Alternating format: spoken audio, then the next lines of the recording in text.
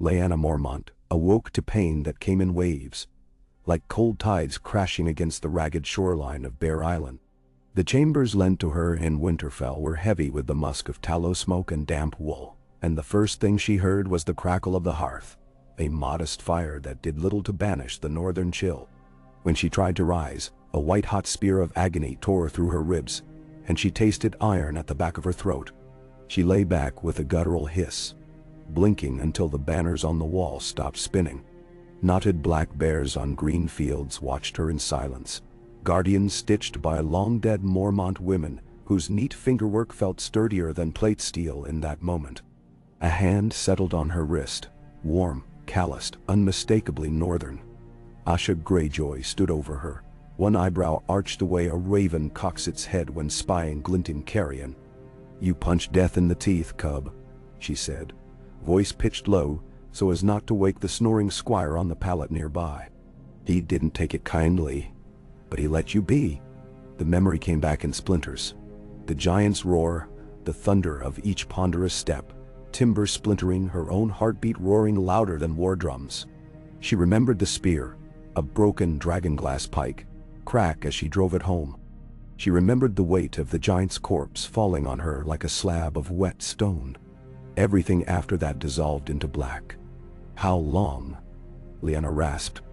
2 days, Asha answered. "You slept through the cheers and the funerals both.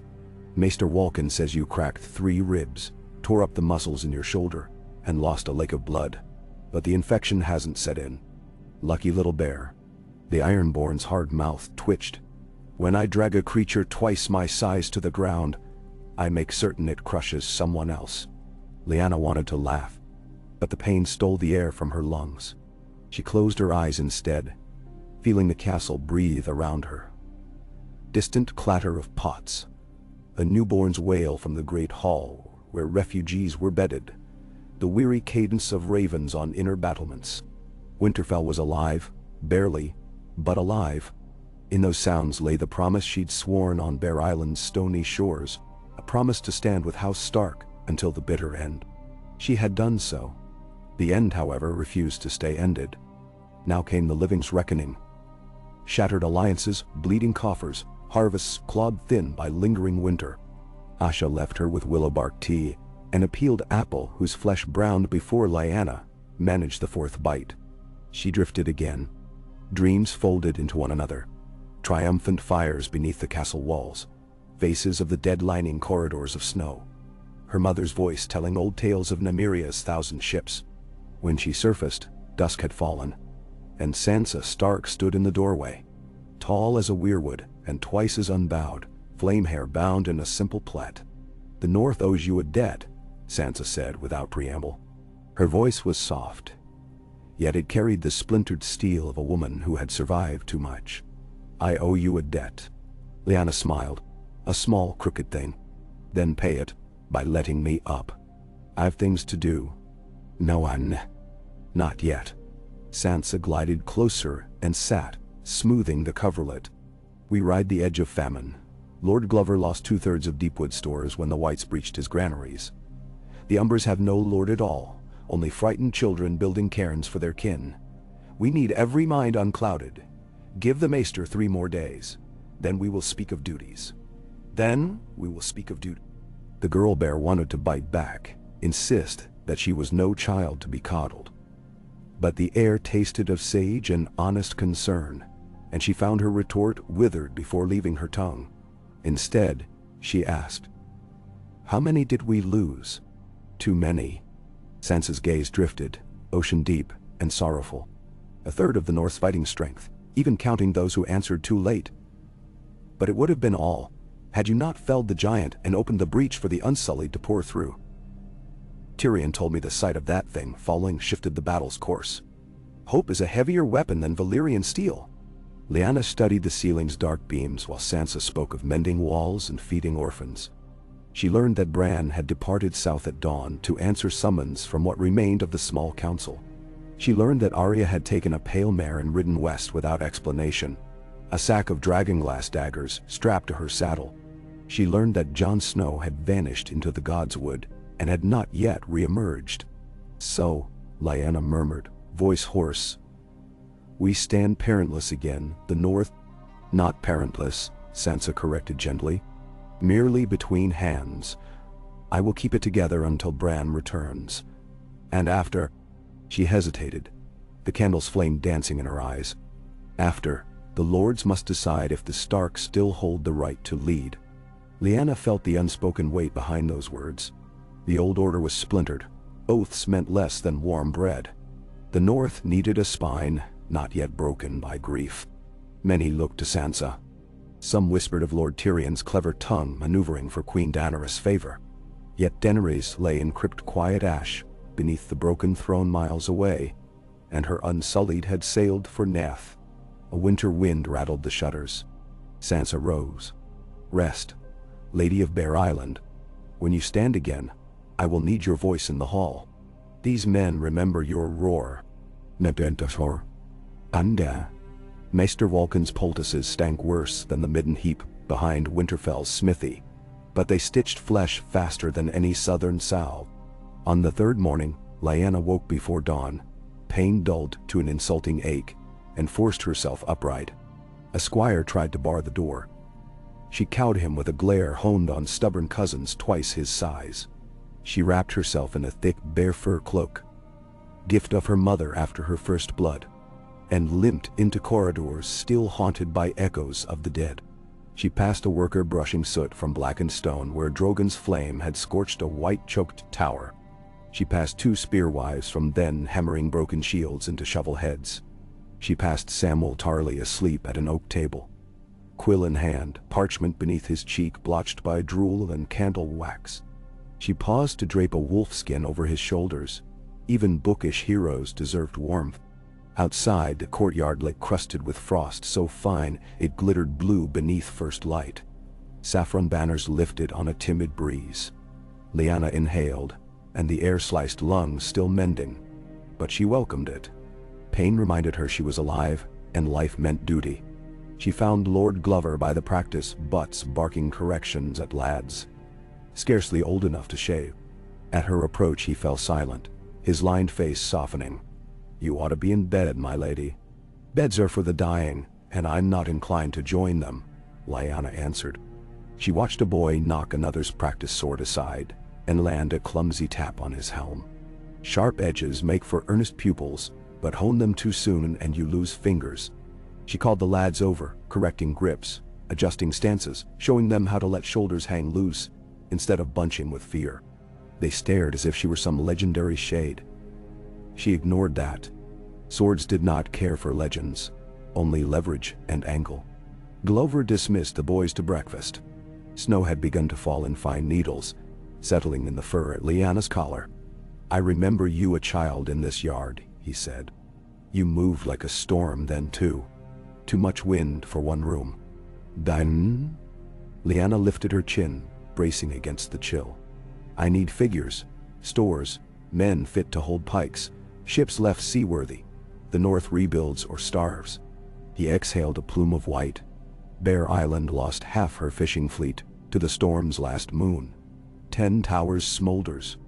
The Harlaws cannot send barley until new seed is found. White Harbor is afloat only because Sir Davos convinced those Lyseni traders to part with saltfish at half price. He paused, eyes darting to the gatehouse where Sansa conferred with Sir Brienne amidst a ring of armorers. But the North still heeds a bear's growl. "Speak tonight at the gathering. You'll sway them."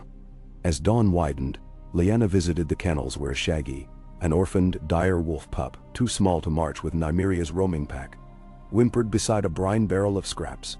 She knelt, letting him sniff her glove before ruffling the fur between his ears. He licked her cheek, leaving trails of warmth against the winter. In the low growl of his throat, she felt the pulse of the old gods. Indemnity. The great hall smelled of boiled turnips, wet wool, and stale hope. Long tables had been dragged into rough semicircles, so the lords might see one another's faces instead of necks. Candles guttered in their sconces. The hearth crackled with logs that hissed sap like angry serpents. Sansa sat at the high table beneath the Stark banner, flanked by Sir Brienne, polished like a newly minted coin, and Maester Vulcan, whose ink-spotted fingers trembled from sleepless nights. Tormund Giantsbane lounged near the ale casks, red beard beaded with ice, eyes bright as embers as he watched the southern nobles squirm. Lyanna entered with a stride more confident than she felt. Conversation faltered. Heads turned. She noted who met her gaze.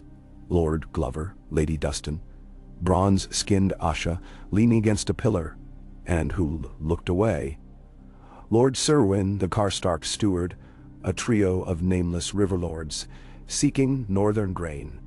Ghosts of power shifts drifted like smoke. Sansa rose. "We gather to bind the wounds of war," she began, voice clear as the weirwood's first note at dawn. "We must name stewards for lands left lordless, decide rationing, and plan spring plantings, though the ground lies iron beneath the snow." Voices rose in polite assent. Then Lord Serwyn Stewart asked who would guard the neck if Carhold's garrison depleted again. Then, a lady from Barrowton demanded recompense for horses eaten by dragonfire during the chaos. Every plea gnawed at the hall like rats in grain. Sansa listened, measuring each word as if it were silver on a scale. Lyanna waited until their noise resembled a pack of hounds baying in the dark. Then she stepped forward and let silence gather around her like chainmail. "My lords, my ladies," she said, voice low yet unmistakable. She traced the room, refusing to blink. "A fortnight passed. We dug mass graves until our palms bled. We burned what we could not bury. We live because our dead bought us hours with their lives. Shall we squander those hours on bickering over horseflesh?" Serwyn Stewart opened his mouth. She cut him down with a stare. "We stand on the brink of true winter. The Night King lies scattered to ash, but cold remains, and cold does not pardon fools." A hush. Even Tormund crossed his arms, lips twitching at the corner. Lyanna advanced another pace. Every lord's vaults ring hollow. Every holdfast counts knives on half rations. We cannot cling to old borders and older grudges. The North must speak in one voice. She sucked in a breath, ribs screaming, and forged ahead. While Lord Stark sees to matters south, let the North name a warden until his return, a hand to steady the cup while the wine is poured. Murmurs. The idea had circulated like windbelt rumors, but none had voiced it in open hall. Some eyed Sansa, but she stood still, expression unreadable. Some eyed Glover, Dustin, even Tormund. Each possibility a stone tossed into a frozen pond. Lord Glover cleared his throat. "I would hear the lady's suggestion." Lyanna lifted her chin. "I suggest myself." Shock sputtered like damp wick. A river lord laughed, brisk and shrill, until Asha's axe thumped the table beside his hand. He found sudden interest in his cup. Lyanna pressed on. "I am young, but my bloodline has weathered 1,000 storms from sea and snows alike.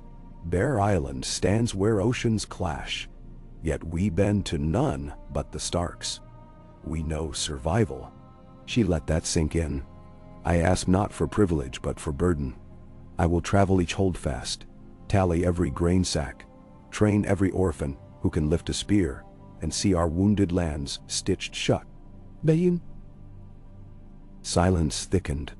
Then, soft at first, steel-gauntleted fingers tapped the hilt of a longsword. Sir Brienne nodding once. Asha crossed arms over leather breastplate and grunted approval. Lord Glover's chair scraped as he stood. "For the sake of the North, I second the bearer's claim." Serwyn rose halfway, caught between protest and fear. The Karstark steward whispered in his ear. He wilted. Lady Dustin drained her cup and leveraged a sardonic smile.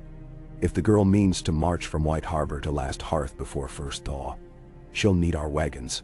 So be it." I cast my voice with the she-cup. Votes gathered like snowflakes, each one alone fragile, together an avalanche. When it was done, only the River Lord abstained, and he wisely kept his tongue behind clenched teeth.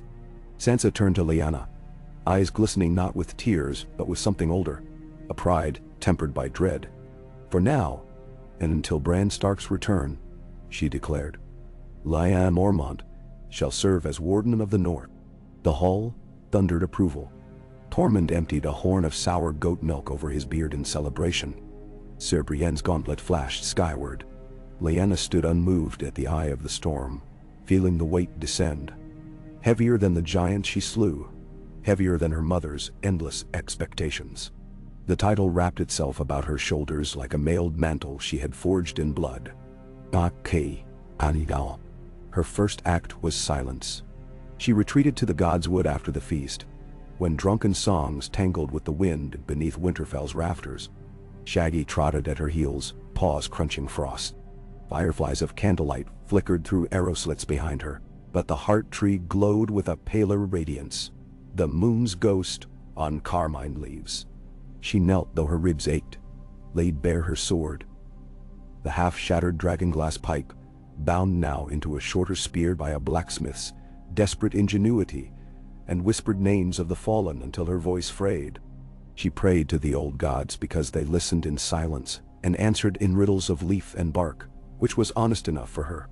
When the wind stirred, she thought she heard her Aunt Meg's laughter in the leaves, rough and warm as peat smoke. "Watch me, all of you," she murmured.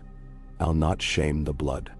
The next morning, before dawn, she convened a council of maesters, stewards, and smiths in the armory's shadow. They pored over ledgers charred by fire and maps scrawled anew on scraps of sailcloth. Samuel Tarley, wearing 3 cloaks and an expression of sleepless dread, presented figures, bushels remaining in each holdfast, roots blocked by drifted snow, barns collapsed beneath undead siege. He spoke of blight creeping through the barley along the white knife, and a fisherman in widow's watch netting only bone-pale eels. Lyanna listened, marking each dire note like tally lines cut into bone. She dispatched ravens requesting surplus seed from the reach, though she doubted any would come before roads thawed. She ordered smithies in Deepwood, Mott and Barrowton to craft iron spades instead of swords. Food was now their battlefield. She instructed Glover to organize grain escorts, armored columns of veterans watching over wagons like hawks on hare runs. She sent Tormund and his free folk east to salvage half-sunken longships along the stony shore. Iron nails could be melted, planks repurposed for carts. By midday the council's minds wore thin as scraped hides, yet she pressed on, drawing a charcoal line across the map. Winterfell to the Shadow Moors. "This," she said, "is where we feed the realm. The soil there warms early." She outlined a plan for temporary settlements of farmers, guarded by rotating troops, small folk and soldiers, mingling so no man forgot the Ooter's worth. Sam blinked. "That land's never been tilled in earnest." "Peat bogs." "Peat enriches if you drain it proper," Lyanna countered. "Bear Islanders plant kelp-fertilized plots between granite fingers. That soil will answer. We have engineer corps, do we not?" "Eh," said a grizzled Rills captain with frost in his beard. "Los half our sappers under the crypts, but the rest'll dig channels faster than moles, if fed." "Feed them." Hour after hour she hammered the strategy into place. When fatigue blurred vision, she chewed willow bark and kept on. She did not chase the grand table of lineage disputes or southern petitions. Those could drown in parchment for all she cared. The North needed bread, not baubles. Aika. And John Seal. On the 7th day she rode from Winterfell, refusing the litter Wolken begged her to take. A mounted corps of 40 accompanied her. Glover's men, free folk archers with braids hung with bone beads, and a handful of women from House Flint, whose axes looked older than the wall. Shaggy padded alongside the horses, tongue lolling. They cut west across fields, still littered with broken shields, and half-melted fragments of ancient ice. Crows scattered before them. The sky loomed pewter. They reached the ruins of Last Hearth by nightfall. What once was proud Umber Keep now hunched like a slain beast, timbers charred, stones burst by unnatural frost. Lyanna dismounted, boots crunching blackened snow, and passed through the gatehouse where children's drawings still flecked the walls. Colored charcoal shapes of stags and dancers. She paused, throat tightening, then ordered torches lit. With swift precision, her party combed for salvage. Blankets, tools, seeds overlooked by plunderers. They found survivors too. 3 old women and 7 children huddled in a cellar, starving but alive. The eldest woman wept when Lyanna pressed a crust of oat bread into her palm. "We waited," the crone croaked, voice raw. "For a Stark." "I am no Stark," Lyanna said, lifting the woman upon a litter borne by free folk's shoulders. But the North does not forget its kin. They camped beneath broken walls. Snow fell thick, muffling the world. Lyanna patrolled each watch circle herself, ignoring searing ribs. When dawn bled gray over the horizon, she ordered the keep's bell, forged centuries ago under umber hammers, hoisted onto a wagon. "Bronze is bronze," she told her captain. "Bear Island smiths will mold it into plowshares." From Last Hearth they pushed south, marking potential granary sites, recording every ruined hamlet for future shipment of stone. At Widow's Barrow they met a throng of hungry spearmen swarmed to House Dustin. Lyanna broke open her remaining saltcod stores and fed them, then conscripted half into escort duty for the rescued children.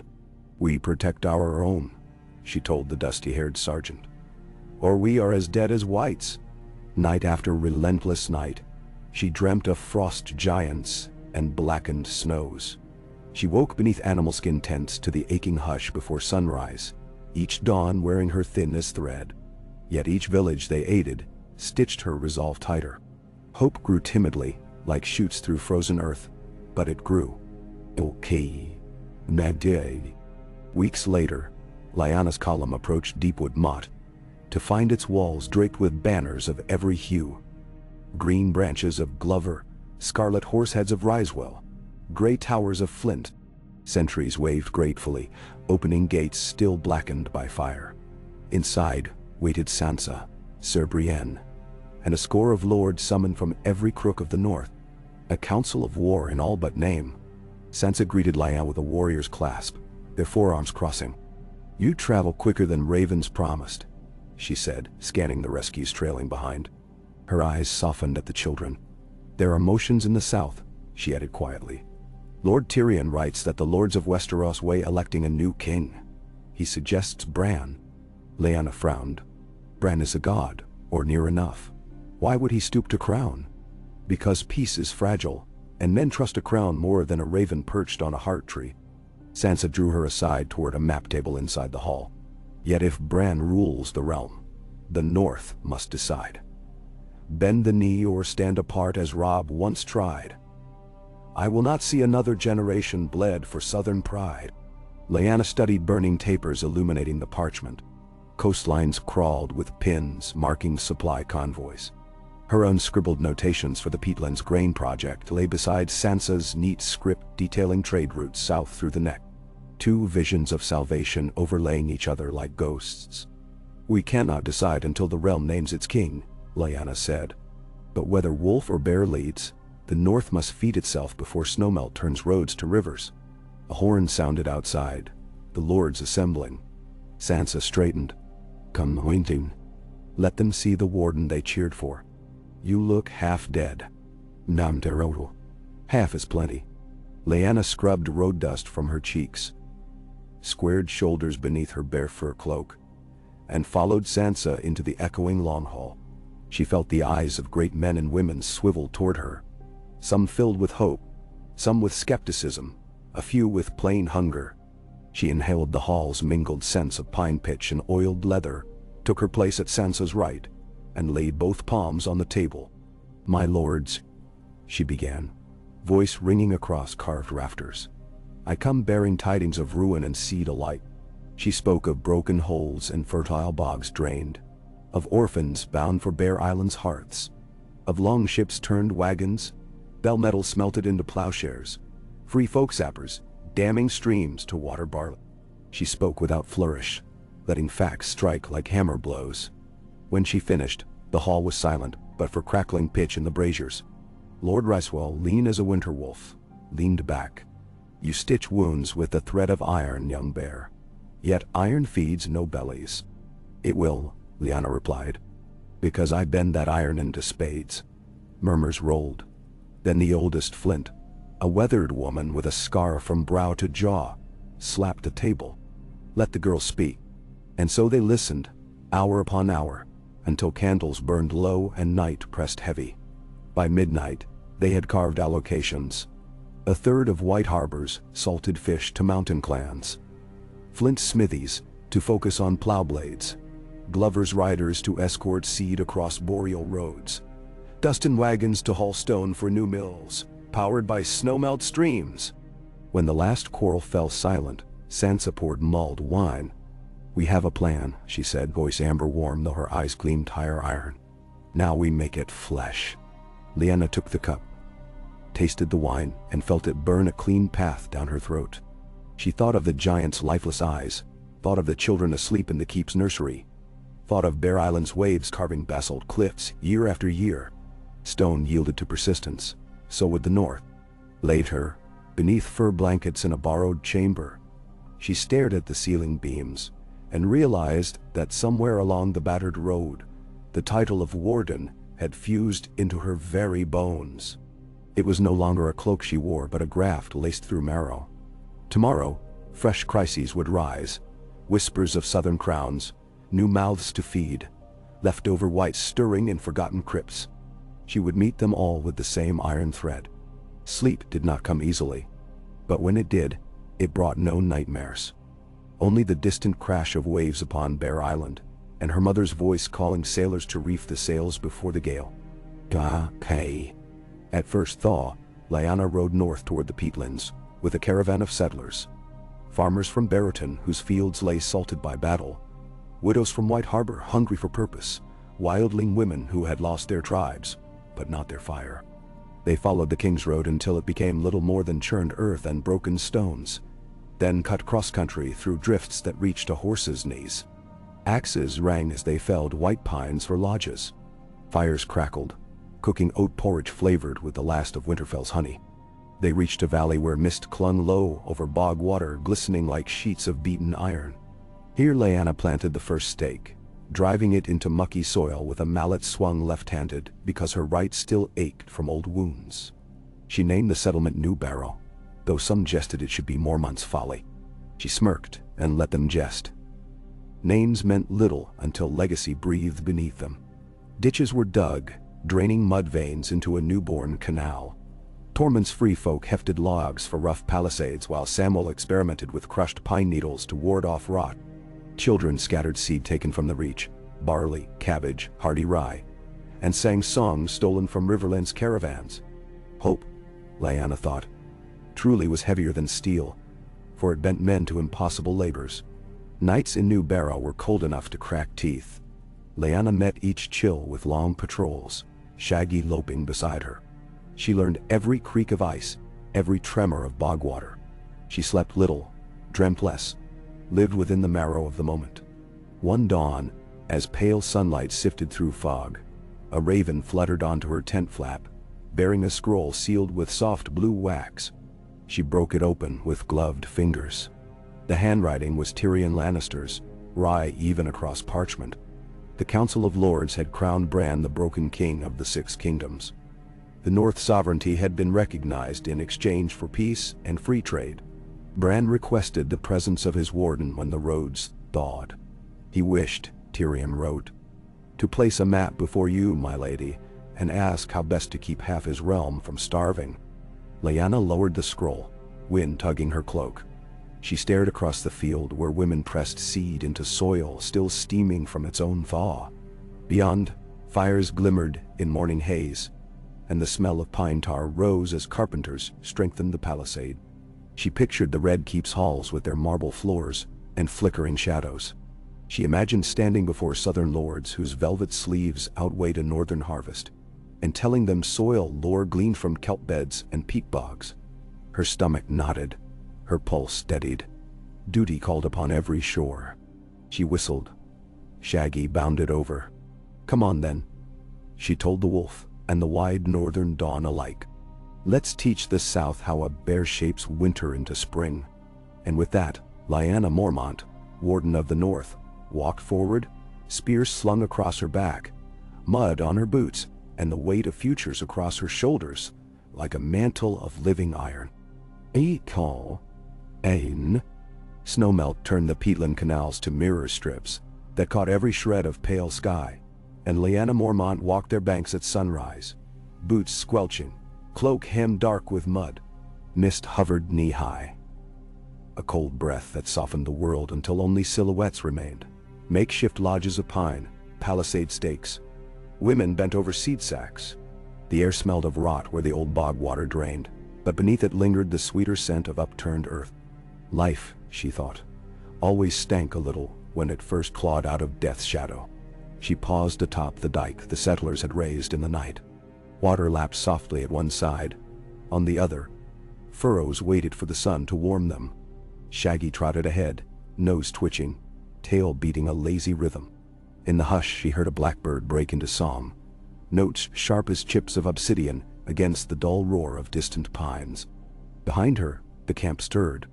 A flint carpenter hammered braces on the grain shed.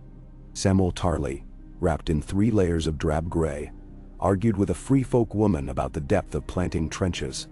Children chased one another between drying racks, hung with lily roots and strips of dried eel. Each small motion knitted the valley tighter, made it belong to them instead of ghosts and marsh fog. Lyanna's ribs ached, but less each day. She rolled shoulders still stiff from the giant's farewell embrace and breathed through the pain. The morning air sliced clean, sharp, invigorating. Duty waited where Sam's parchment list left off. The settlers needed a tannery before the hide spoiled. They needed smokehouses large enough to hoard fish once the river nets filled. They needed legislation, real words on vellum, to settle quarrels before axe handles rose. And somehow, beyond all of that, Bran Stark wanted her counsel in King's Landing. A raven flapped toward her across the mist, wings whispering like silk. It landed on the post beside her and cocked its head, a mottled thing with one white feather in its crown. The message tube bore the sigil of Winterfell's own rookery, the wax still damp. She unstoppered it, unrolled a narrow strip of parchment. The hand was Sansa's. Snow falls again at Winterfell. The stores you routed from White Harbor will hold us till Greengrass Day, but if spring lingers shy we will ration. Brienne's patrols found 2 pockets of corpses that did not burn fully. We hunt them tomorrow. Return when you can. The lords gather to ratify the pact of the White Knife, and your voice carries farther than mine among the free folk. Lyanna folded the note, sliding it into her leather jotting book. She spent a breath watching the raven preen before it took wing, vanishing into mist with a croak like splitting ice. The north did not sleep merely because one valley dared to dream of barley. She turned toward camp. A girl of perhaps 10 winters ran toward her. Bonny, dark-eyed, hair shorn unevenly. Rhialla, orphan of last hearth. The one who carried a wooden sword everywhere and saluted every adult as "Milord." She skidded to a halt, cheeks flushed crimson. "Lady Warden, they're fighting over willow huts again. The one-armed sergeant says the free folk stole his corner post." Lyanna crouched, so their eyes met. "Is there bread in the stew pot?" "Since before dawn." "Then fetch 2 bowls, load them heavy. When men's stomachs knot, their hands unknot faster. Meet me at the post." The girl grinned, spun, and bolted, wooden sword clacking against her thigh. Lyanna rose with a sigh that fogged in front of her face. Another quarrel to cool, another splinter in the loom. Yet each settled quarrel made the thread stronger. She strode back into camp. The argument turned out no blood, only bruised prides and swollen words. She made them share bread, then set both aggrieved parties to hauling clay from the canal, together. By the time the sun climbed a spear length above the ridge, the men heaved side by side, muttering but steady. The quarrel dissolved into mud under their boots. The day unfurled in small knots. A broken wagon wheel. A rash spreading across a baby's cheeks. A hunter returning with a frost-cracked bow. And nothing for the larder. Lyanna moved from knot to knot, untying what she could, slicing what she must, weaving scraps into something like order. Mid-afternoon brought a courier from Deepwood Mott, frost in his beard. He bore sketches of the new mill's gear teeth and a request for more iron nails. She scrawled a reply beside the cook fire while gnawing dried trout. "Send the drawings to Barraton. Cut the gear ratio by 1/3. Reinforce the axle. Or risk the whole mechanism." By dusk clouds bruised the rim of the sky, promising flurries. Shaggy wolfed down a joint of elk and curled at her tent flap. Lyanna dismissed the last petitioners, then ducked inside the canvas where a low brazier kept off death but not chill. She rolled the maps Tyrion had sent, Grain flows in the reach collapsing after last summer's locust swarm. Dornish vineyards blighted. Old Town reporting riots over bread. The South thought winter's bite had eased after the walkers fell. But winter, she knew, liked second tastes. A candle burned to a puddle before she blinked away exhaustion. 500 leagues between this bog and the Red Keep. Roads still half ruined. Bandits breeding in the lee of broken castles. And every step she took southward, she left behind a valley that still needed her. She poured ink, drafting orders. Glover to send his niece Maeve as interim commander. Sam to oversee ration schedules. Asha Greyjoy to patrol the stony shore for slavers sniffing weakness. She sealed each with green wax, and the roaring bear watched the wax dull, then leaned back. The tent creaked in rising wind. Embers clicked like teeth. Sleep, when it came, roamed restless. She dreamed of giant shadows striding across wheat fields, of Bran's pale eyes reflecting constellations that shifted like carrion crows. She dreamed of Bear Island's cliffs sliding into the sea, of little Rhianna swinging her wooden sword at waves taller than keeps. Dawn broke steel gray. Snow flecked the bog, melting where warm water still bled through ditches. Lyanna assembled her council. Samwell, the free folk captain Torek, old Mayor of Flint who never smiled unless someone lost a finger. She laid the travel plan. A core escort of 20 riders, no more. Speed over pomp. Torek would hold command here until Glover's niece arrived. Marera would keep the stores under triple lock. Sam would finish cataloging every cured hide and every sack of rye. Sam shifted, cheeks flushed. I'm no quartermaster. You're the only one who can count to 1,000 without needing pebbles, she answered. You'll manage. He swallowed, then nodded, Quill already scratching adjustments in his ledger. By noon her horse was saddled, a broad-chested bay named Mud for his habit of rolling in riverbanks. She wore boiled leather reinforced with steel scales, lighter than full mail, and the dragon glass spear fitted with a stout ash haft. Shaggy refused every attempt to tether him elsewhere. At last she allowed the wolf to lope alongside. The escort lined up. 2 Mormont cousins, 4 spearwives from then, 5 Barroton men eager for coin, 8 free folk archers, and Maester Wolken, who insisted on riding south to beg Old Town's library for sapling stock of blight-resistant barley. Seas win wars. Wolken wheezed as he hoisted himself onto a shag-backed garron. Lyanna merely nodded. Seeds indeed. The settlers cheered them off. Rhianna darted through the slush to slap Mud's foreleg and whisper something that sounded suspiciously like a prayer in guttural Skagosi. Lyanna saluted her with 2 fingers, then led the column east toward the King's Road. The first league passed in stinging flurries. By evening they reached a pine ridge and made camp among the trunks. The free folk built fires low, ringed with stones. Wolken brewed pepper broth that burned the cold from throats. Night fell quick and loud with wind. Lyanna dozed sitting against a stump, wolf's warmth at her side, listening to the pines creak like old hulls in dark waves. 4 days south. The land rose then fell toward the Wolfswood's southern reaches. They crossed the little water on a rope bridge thrown up by Glover scouts. Spring floods snarled beneath in foamy eddies. Beyond, the King's Road unfurled. Still broken, but passable where snow patches thinned to dirty crust. They met refugees moving north. Small folk from the Gift who'd lost flocks to lingering whites. Fisher folk whose boats had burnt at White Harbor's docks. Lyanna gave what stores she could spare, directed them to New Barrow or Winterfell where soup lines waited. On the 9th day, a rider pounded out of dusk, sigil flaring in torch glow. A crowned stag beneath flaming heart. Lyanna's escort wheeled into guard posture, bows half drawn. The rider halted, breath pluming. Lady Mormont? He called. I am, she answered. He produced a sealed roll. From Storm's End. Lord Gendry Baratheon bids you read. She cracked the seal, Gendry's blunt script, full of ink blots. Rumor says you head south. Bandits haunt the Trident Forks flying a black direwolf. They strike supply trains. Thought you'd want knowing. Gods keep you, my lady. A black direwolf. Someone stealing the Stark Crest to raid grain lines. Her gut tightened. The North's independence had shoved loose many stones. Some fell into shadow. She thanked the courier, sent him back up the road with a promise of safe lodgings at New Barrow, then gathered her escort. "We're hunting," she said simply.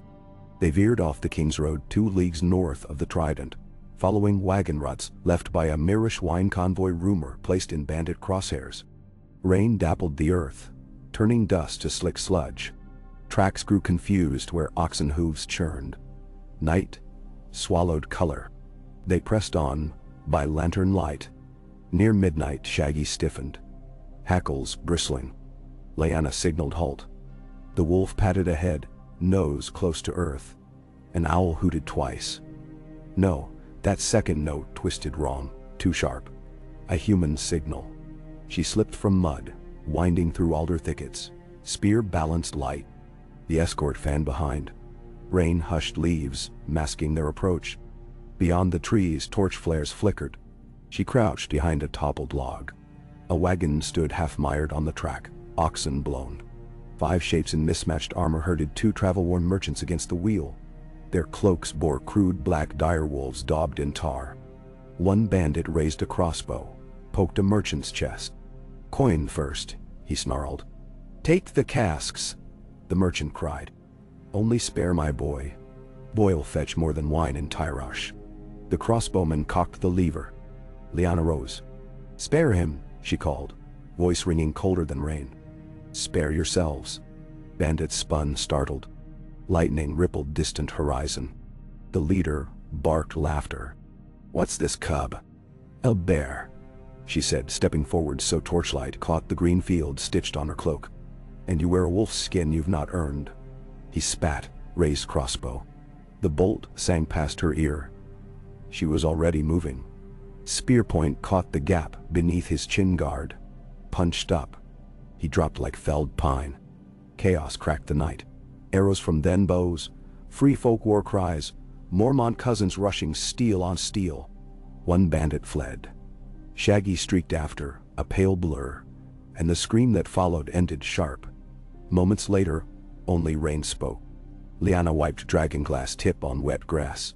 The merchants knelt, babbling thanks. She cut their bonds, searched the dead. Rusted mail, poor steel, no insignia beyond painted tar. She found a scrap of parchment in the leader's satchel.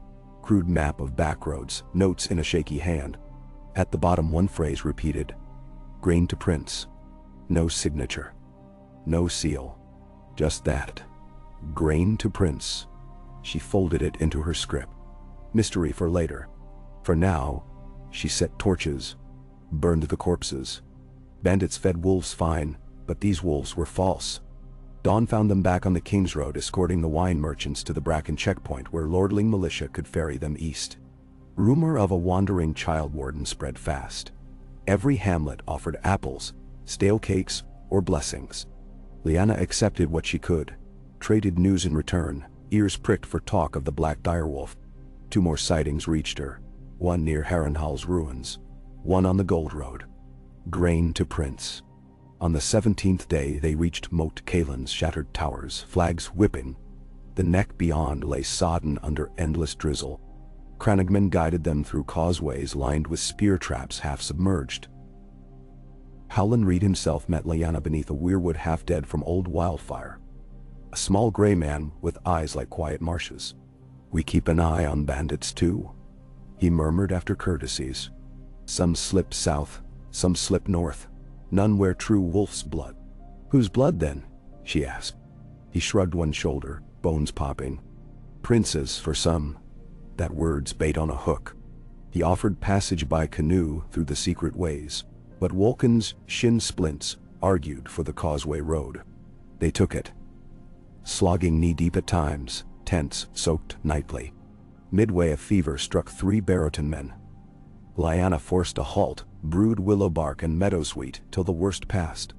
She sat long hours beside the men, sponged to lips, remembering how once Asha Greyjoy had watched over her in similar fever. Debt paid forward. By the time they climbed the causeway's southern rise, the sky blushed with true spring. Grass poked green. Frogs sang obscene songs in ditches. The king's road widened, rutted but lined by larches and blossom. Wagons heavy with quarried stone passed, heading north, King's Landing rebuilding. The scent of cut pine replaced peat. 2 nights before Maidenpool, Sansa's second raven found them. Bandit attacks north of the Twins had flared, but Glover's niece had routed 3 bands, capturing a dozen prisoners. Under questioning, though Sansa's letter did not name whose hand wielded the lash, they claimed coin from a hooded man speaking Pantashi. No more detail. Lyanna reread the letter beside the fire, lips tight. Pantashi coin, black wolves, grain to prince. Across the blaze, Vulcan dozed, head bobbing. The escort murmured soft jokes. One of the then spearwives sharpened her axe on a whetstone, sparks visible like fireflies. Lyanna tucked the letter away. Tomorrow they reached Duskendale. Then the coast road. King's Landing shattered walls beckoned, and with them answers, or more bones to pick clean. They rode into Maidenpool at dawn 2 days later. The town showed scars of siege long past, burned gables, rebuilt quays. Yet market stalls bustled. Summer islanders traded pepper for wool, Dornish merchants hawked citrus. At the inn, Lyanna exchanged northern pelts for oats and lamp oil, listening to gossip. Ships from Volantis bearing grain had vanished off Cape Wrath. Gold cloaks, rehired as free cells, patrolled the Roserad. Queen's Landing folk said the new king barely spoke but saw everything. They lodged 1 night. Lyanna spent it studying Tyrion's projected grain routes, river barges from the Green Fork, coastal cogs from Arbor, overland wagons through the Reach. Each red line intersected possibilities for ambush. She marked alternate paths, drafted notes requesting extra outriders, sealed them for delivery the moment they reached the capital. South of Maidenpool, the air warmed enough to ride without fur. Shaggy panted, tongue lolling. The escort shed cloaks, revealing chain glinting in hard sun. Farm fields flashed by, many fallow, some crooked with half-sprouted shoots. The Trident lay brown and swollen. They crossed on a pontoon, the crown had thrown together from scuttled barges. Children dove for copper pennies tossed by soldiers. On the 27th day, scorched stones of King's Landing's outer wall hove into view. Cranes swinging slate into gaps, carpenters clinging like ants. Wildflowers sprouted where bricks had fallen. At the mud gate, a captain of the city watch, a woman missing 3 fingers, checked their writs. Her eyes widened at the bare sigil. "Welcome, Lady Warden." The hand waits.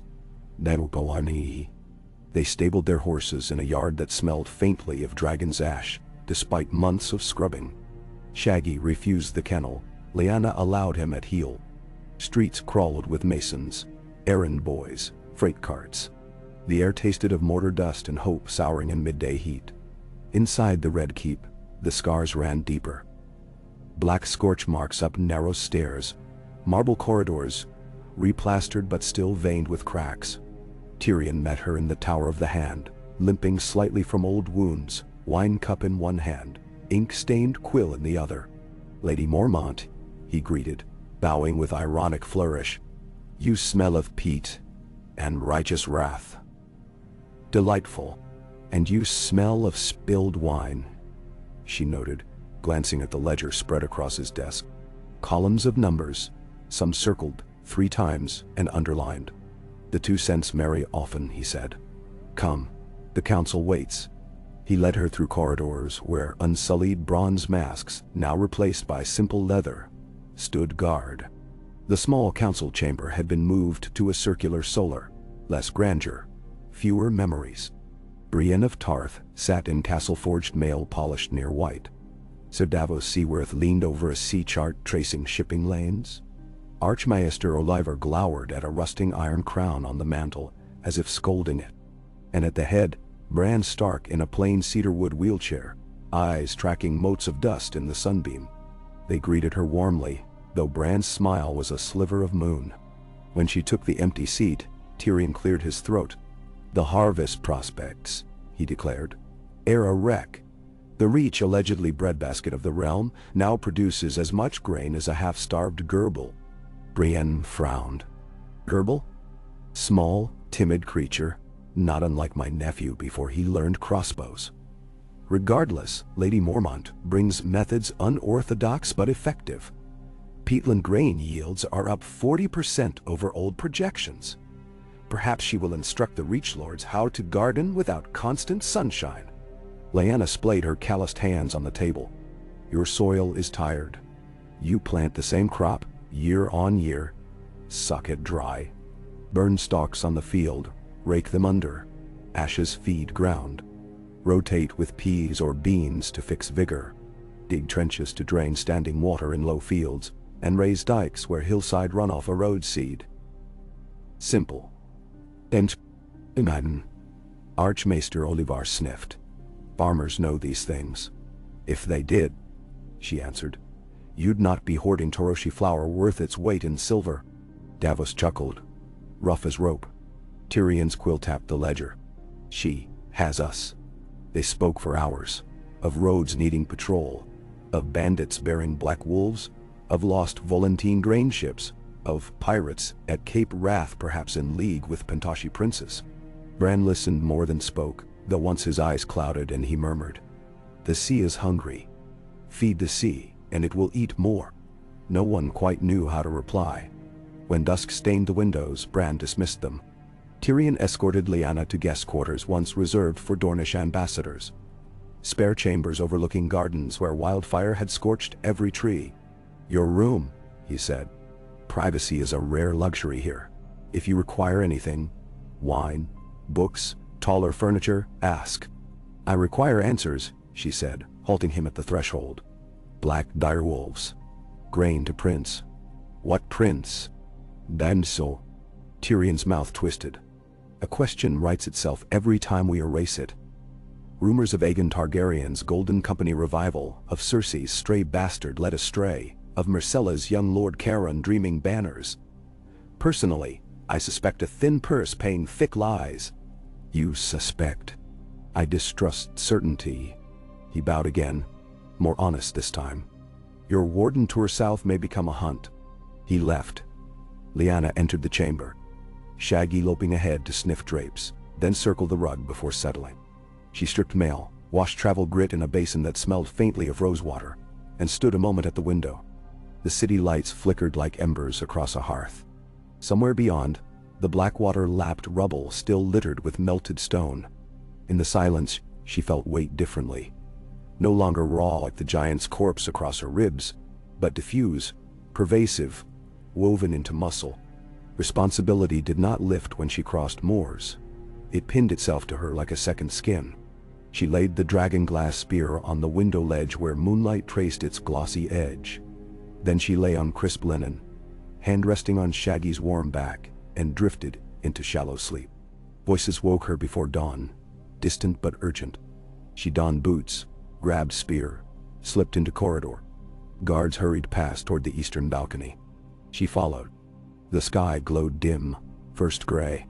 Over the bay, a column of smoke rose, thin, fresh.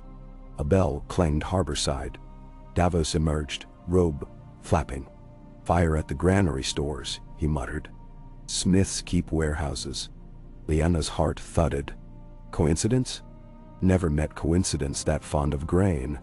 He turned, barking orders to a runner. Draft every bucket line. She jogged after him through waking corridors, down cloak-snagging stairwells, out the gate where horses already pounded.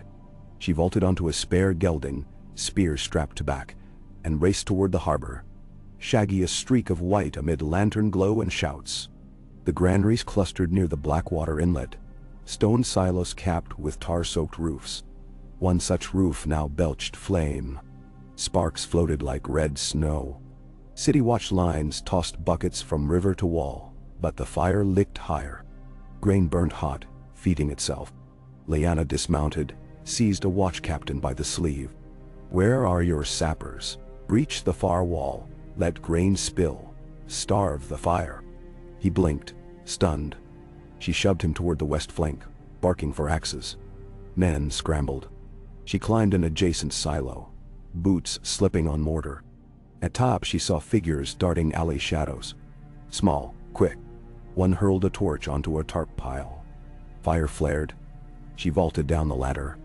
2 free-folk archers from her escort followed, bows ready. They gave chase through stacks of barrels. The alley twisted past net reels and drying racks. One torchman tripped. Lyanna was on him, spear haft between shoulder blades. He whirled, knife flashing, but she rammed the pole into his gut, flung him against barrels. Torch fell. She kicked it aside into slush. Another conspirator bolted left. An archer dropped him with 1 arrow to thigh. The third ducked beneath a pier arch, vanished in shadows where sewer runoff stank. Shaggy bounded after. Splash of water. Yelp. Silence. Lyanna yanked the hood from her captive. A boy, scarcely 14, cheeks grime-streaked. Around his neck a leather thong. Rusted iron coin embossed with 3 ships. "Who sends you?" she demanded. Terror widened his eyes. "The prince gives silver. We burn the South's hoard. North goes hungry too. All kneel to the sea prince." "Sea prince? Ironborn perhaps? Or Liz and I?" she pressed. The boy babbled half-truths. Cloaked visitors at night. A ship named Iron Shadow anchored off Massey's Hook. Whispers of a prince of storms and squalls. City Watch seized him. The wounded man was dragged forth. He bled out before confessing. The granary fire died under flood from smashed walls. Half the grain lost, half saved in sodden heaps that might yet be dried. Dawn laid pale gold over sooty chaos. Lyanna stood on the cracked wharf boards, soot streaking her cheek. Tyrion arrived limping, face grave. Brienne behind him bore the expression of a woman sworn to hold every failing at sword point. "A prince of storms and squalls," Tyrion echoed after hearing her report. Euron Greyjoy claimed that title once, but crows dine on him. "Yet ironborn banners still fly," Brienne murmured. "And some men love corpses, if they promise crowns." Lyanna stared at the river mouth where tide pulled ashes out to sea. Grain to prince. Sea prince. Black direwolf, a ruse. The sea carried new teeth. Tyrion exhaled, voice thin. "The Reach harvest will not cover this loss. We need the North's surplus, or your peat grain must triple again." "It might," she said slowly. "Mind-sithing possibilities. If we borrow Myrish dredge wheel designs, flood irrigate higher terraces, and harvest twice, early barley then late oats." Davos joined them, salt gray eyes scanning water. "That buys bread. Won't stop swords. If Ironborn raid, we need ships." "Sansa sent word that Asha readies her fleet," Lyanna said. "Bear Island, long ships too." Tyrion's brow lifted. "You intend to fight sea raids yourself?" "If need be," she answered, voice hard. "The North owns seas before birth." She shouldered her spear, ash shaft digging familiar into palm. Smoke curled behind her like a cloak. She pictured New Barrow's green shoots, Bear Island's wave-gnawed cliffs, Winterfell's broken walls lit by lamplight. Threads, all threads, and she the needle forced through each fraying seam. In that moment the path ahead gleamed clear and cold. Build grain where fen meets frost, guard river where fire met ash, hunt sea princes who hungered for a realm still healing. 5 hours, 5 days, 5 years, however long the loom required, she would weave. And somewhere in distant peat fields a blackbird burst into song, sharp and certain, as if it too knew winter's teeth might close again, yet dared the sky anyway. K.A.L. 3 days after the fire at the granary, a cold rain swept over King's Landing, chasing ash down the gutters and pounding the mud into the wounded stone. Lyanna Mormont watched it from a narrow balcony beneath the ruined Tower of the Hand. She felt the weather in her bones, old brakes humming, the place where a giant's grip had bruised her ribs burning dully as she rolled her shoulders beneath a bearskin cloak that still smelled faintly of Bear Island salt. The city spread below her, battered and busily recovering. The slanting rain erased the distant scars of dragonfire and civil war. But nothing could banish the hunger that gnawed through the alleys. A horn sounded from the black water. She turned, squinting into the murk. A squadron of battered fishing boats limped upriver, escorted by a pair of sleek longships flying green and black pennants. The Bear and the Kraken. Asha Greyjoy's fleet, or what remained of it, after so many raids, so many storms. She felt a flicker of hope, though hope was a frail thing, thin as the first spring grass at the edge of the snowfields. Within the hour, the council met in the smaller hall, away from the cracked vaults and haunted shadows of the old throne room. Bran sat at the head of the table, eyes distant as the winter stars. Tyrion nursed a cup of watered wine, cradling it in both hands as if he could warm himself by will alone. Brienne and Davos arrived together, the former armored for war, the latter wrapped in a patched old cloak, boots still muddy from his last journey down the coast. Lyanna entered last, pausing as her boots left prints on the flagstones. "Lady Mormont," Bran greeted, and something in his voice, the drifting weight of it, made everyone fall silent. She took her seat. "Asha's ships are sighted on the Blackwater. If the Sea Prince's raiders mean to challenge us, Bear Island's claws are sharp." "Nemsor will he die?" Brienne nodded. "Word from the Reach is grim. Old Town riots again. The Lannisters cannot even feed Lannisport without arbor cogs, and the arbor's harvest is already promised to the Crown and Tyrell remnants. The small folk speak of salt men burning boats in the night." Davos spread his hands over a rough map. "The Ironborn never loved peace. With Euron dead, the islands are lawless.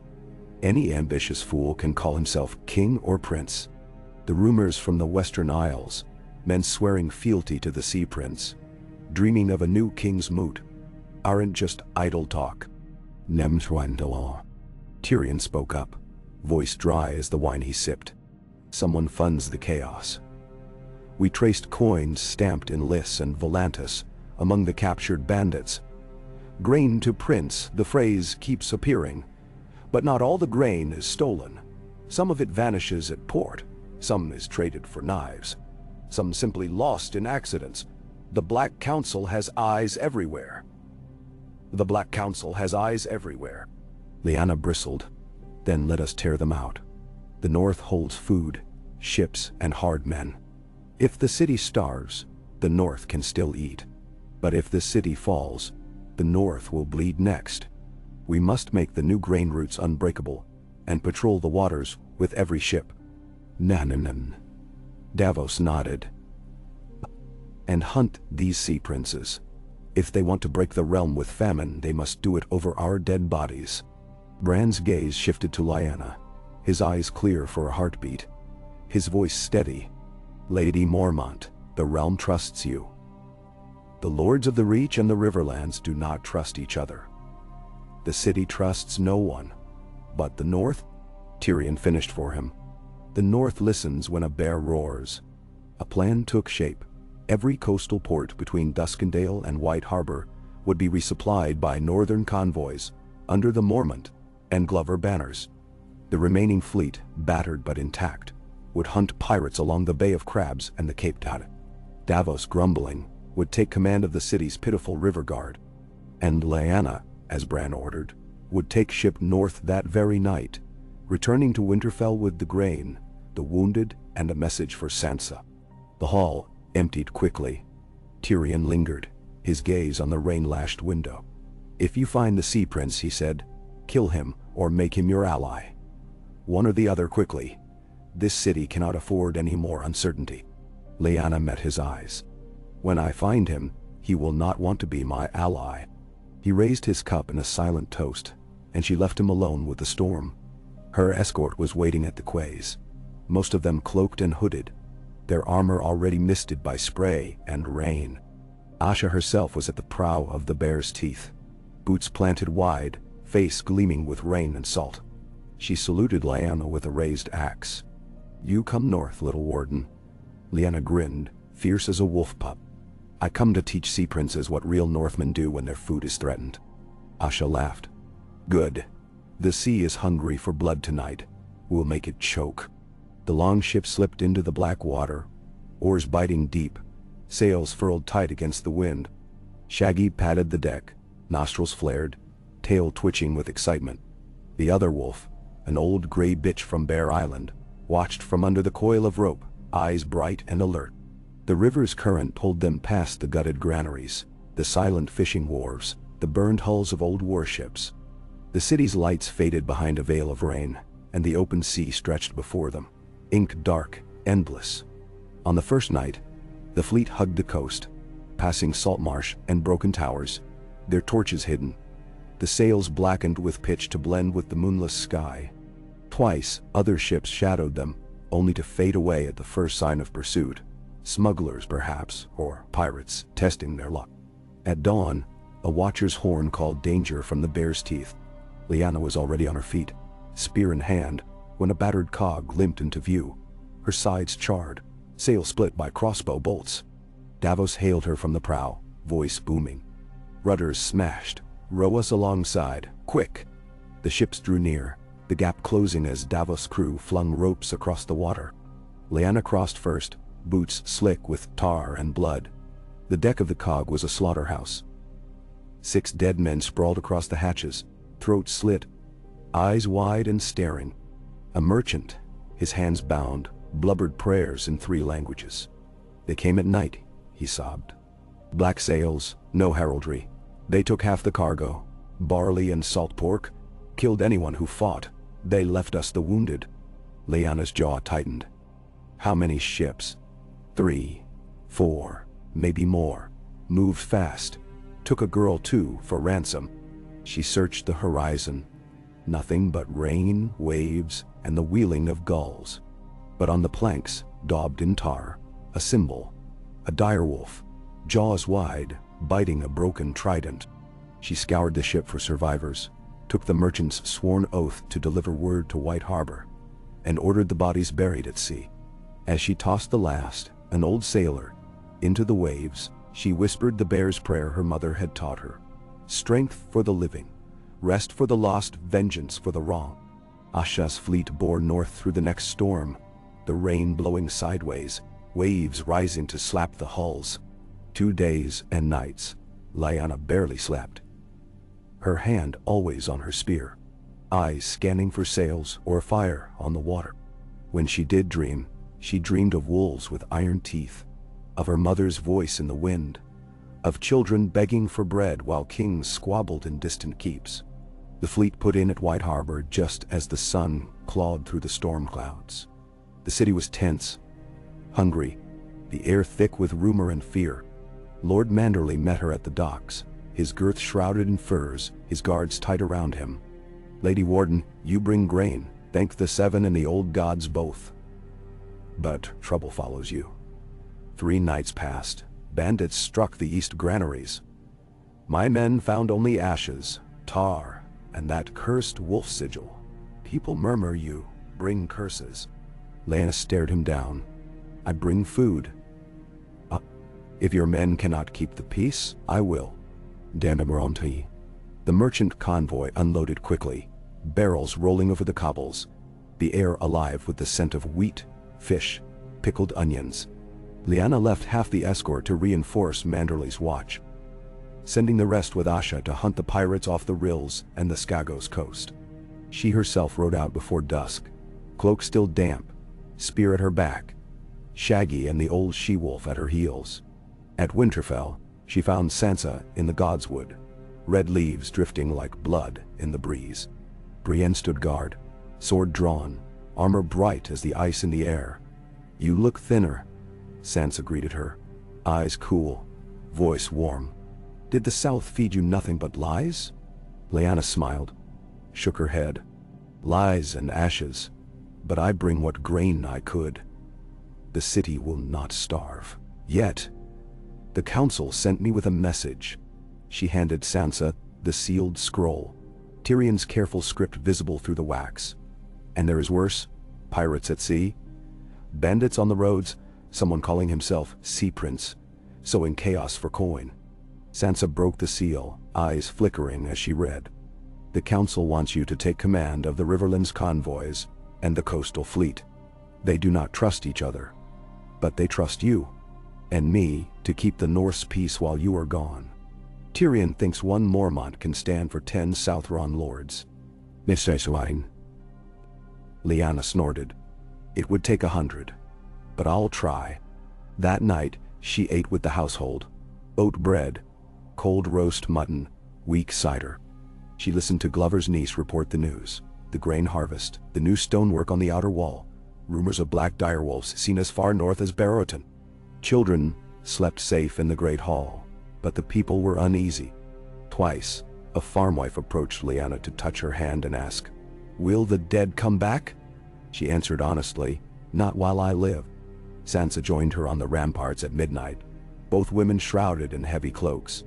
The sky was clear, the wind sharp. "Your time is not your own, Lyanna," Sansa said quietly. "Every hour you spend in one place, another place hungers for your strength. How long until you are torn apart?" Lyanna watched the moon rise over the snowfields. "I am not the only thread in the cloth. You keep the north whole.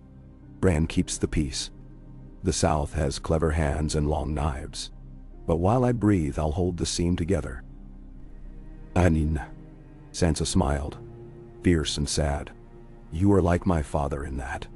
Lyanna's breath caught, but she said nothing. When the wind turned colder, they parted without another word.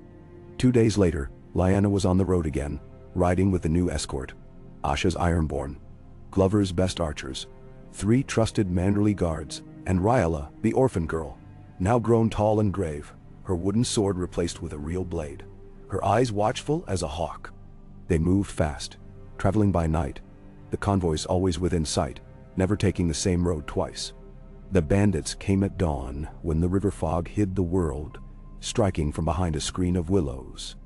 Their leader wore a black wolf pelt, his helm shaped like a snarling beast. The battle was swift and brutal. Arrows in the mist, axes and swords clashing, wolves howling as they leapt at the bandit horses. Lyanna fought at the center, her spear dancing, blood spattering the reeds. The black wolf leader lunged at her, a curved blade flashing, but she parried, slammed her spear butt into his knee, and finished him with a thrust beneath the chin. When the fog cleared, 3 of her own were dead, 7 wounded. The bandits scattered or lay broken, the black wolf pelt torn from the leader's shoulders. She searched him for marks, found a tattoo of a kraken coiled around a broken trident, a child of both Iron Islands and Riverlands. The Sea Prince's mark. She ordered the dead burned, the wounded tended. Rhaella helped bind her own arm, blood running from a shallow cut. "Did we win?" the girl asked, face pale, lips trembling. Lyanna touched her shoulder, gentle. "We survived. That is all of the victory we ever get in the north." By sunset, the convoy was moving again, the grain wagons rolling toward White Harbor under double guard. Lyanna rode ahead, thinking. The Sea Prince had kin in every land, it seemed, or coin enough to buy their loyalty. Food was power. Hunger, the sharpest blade. That night, around the campfire, she listened to her people, archers and fisherfolk, spearwives and orphans, sing old songs of home, their voices rising in the dark. The wind carried the sound across the fields, up to the broken towers, over the black rivers and hungry marshes. When she slept, she dreamed of Bear Island, of her mother's voice, the salt spray, the gulls wheeling over the cliffs. But always, in the dream, a shadowed ship rode the waves, a black wolf at its prow, and the sea roared for blood. The next weeks were a blur, raids on convoys, hunts along the coast, secret messages from the south, news of another fire at a grain barn outside Barrowton, whispers of a prince of storms, holding court in the ruins of Faircastle. Sansa sent urgent ravens. "The lords fear you are too hard. They say you rule by fire and famine, not mercy. They threaten to pull their banners if you do not consult them." Lyanna's reply was simple. Let them come to council. Let them bring food, not complaints. She called a great council at Winterfell, summoning every lord and lady from Skagos to White Harbor, from the Rills to Last Hearth. The hall was crowded, tense, banners snapping in the cold. Sansa presided, but Lyanna spoke. "The Sea Prince raids our shores," she said, voice steady, eyes fierce. "Bandits and black wolves burn our grain. The south starves, but the north will not turn on itself. If you want peace, earn it. Send men to guard the roads, ships to hunt pirates, food for the hungry. If you hoard or quarrel, you betray us all." Lady Dustin stood, voice mocking. "And if we refuse, Warden, will you burn our barns too?" Lyanna glared her down. No, but if you hoard, you'll eat alone. When the storms come, no one will answer your call. Lord Glover rose. My men died for your peat fields, Lady Mormont. My stores are empty. I have nothing left to give. She nodded. You have men, not just grain. Send your archers to the coast. The Manderless send fish.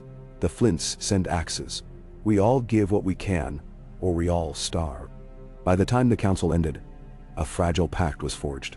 Every house sworn to defend the grain, to send food and men as they could. Those who broke faith would find no mercy. Sansa smiled at her in the quiet after, voice low. You have made them a true North, Lyanna. Not just a land, but a people. Lyanna smiled, weary. A people who still argue over salt and straw. But they stand together. Winter held on, the snow thin but stubborn.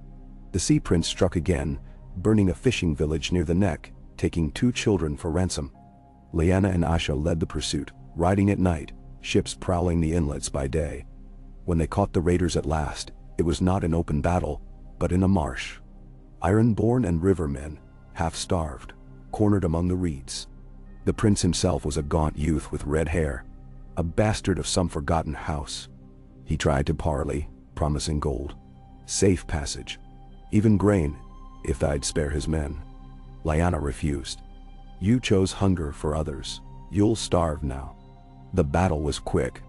Rhialla killed the prince, her blade clean and swift, eyes dark with purpose. The rest of the raiders were hanged by dawn, their bodies left for the crows. After, as the fog lifted and the sun shone weakly through the trees, Lyanna turned to her people. No more sea princes. No more hunger for the north. We guard our own, or we are nothing. They buried the dead, freed the stolen children, burned the raiders' ships. Lyanna took one board from the largest ship, carved it with her knife. A bear's paw, claws extended, the sigil of Mormont and the north. She planted it at the edge of the marsh, a warning to any who would come again. Spring came slowly, the snow retreating at last from the fields. In New Barrow, green shoots sprouted from the peat, barley and rye and a few brave beans. Children played in the muddy lanes. Mothers baked bread with the last of the old stores. New fish filled the smokehouses. The north was still poor, still scarred, but it was alive. Lyanna returned to Bear Island for the first time in a year. Her mother met her on the shore. Arms folded, smile fierce and proud. You've done more than hold the north, cub, she said, voice rough as the sea. You've made it stand. Lyanna gazed out at the waves, the wild cliffs, the storm clouds gathering far out on the horizon. For now, she said softly, but there will be other storms. There always are. Her mother clapped her on the shoulder, almost knocking her over. Then let the world send its storms. Bears do not kneel. Bears do not break. They stood together as the sun set, the Sea Prince's shadow finally broken, the north at peace, if only for a season. And as the first stars pierced the sky, Lyanna Mormont, the Warden of the North, the bear who had roared through famine, fire and storm, watched, ready for whatever the darkness might send next. Ki. The long northern spring crept in like a wary animal, gentle and slow, scattering snows from the valleys first, then from the shaded forests, leaving them waterlogged, muddy and full of new shoots. In Winterfell, the air was no longer sharp with frost each dawn, and the rivers ran fat and fast with melt. A hush fell across the battered holdfasts of the north, a silence born not of fear but of exhausted relief.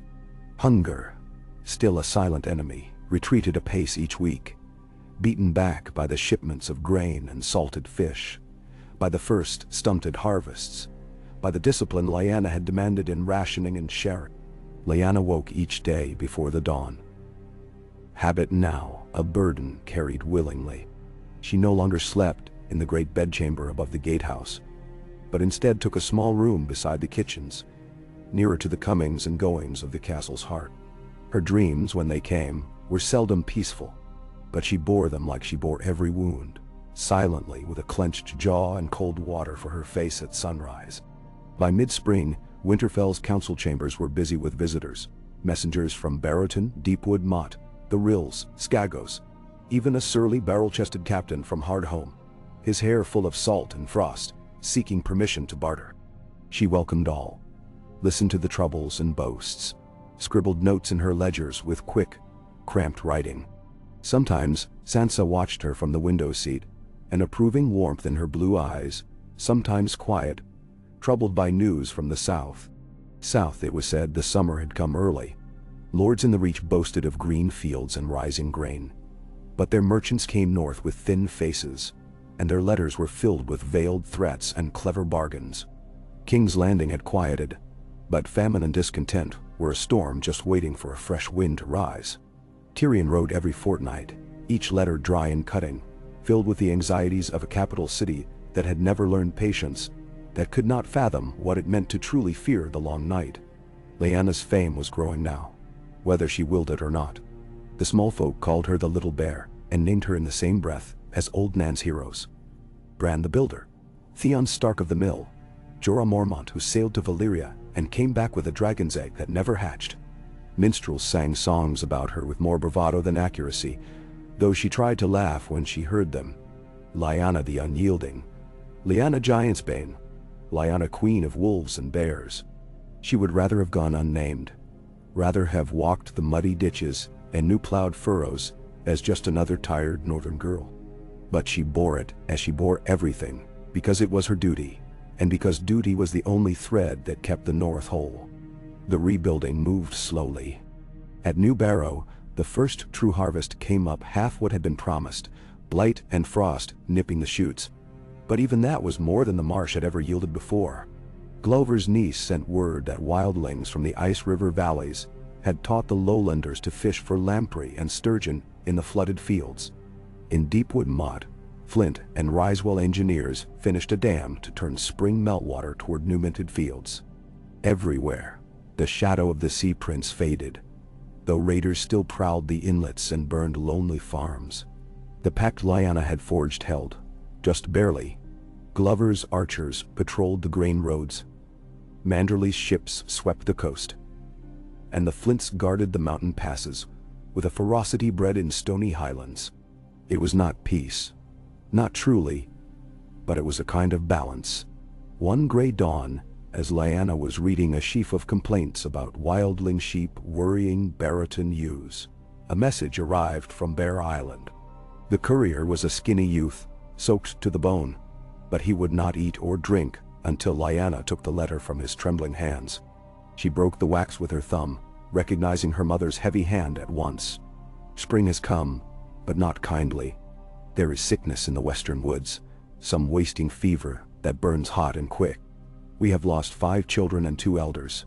I sent for maesters, but the sea is rough and traders do not come. Bring what help you can and hurry. If the fever spreads, the island will be empty but for gulls and ghosts.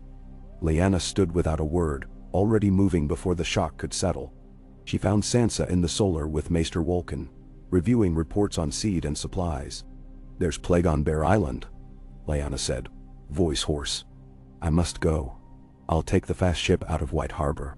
Sansa rose at once, her face composed but pale. "I'll send word to Old Town in the Citadel.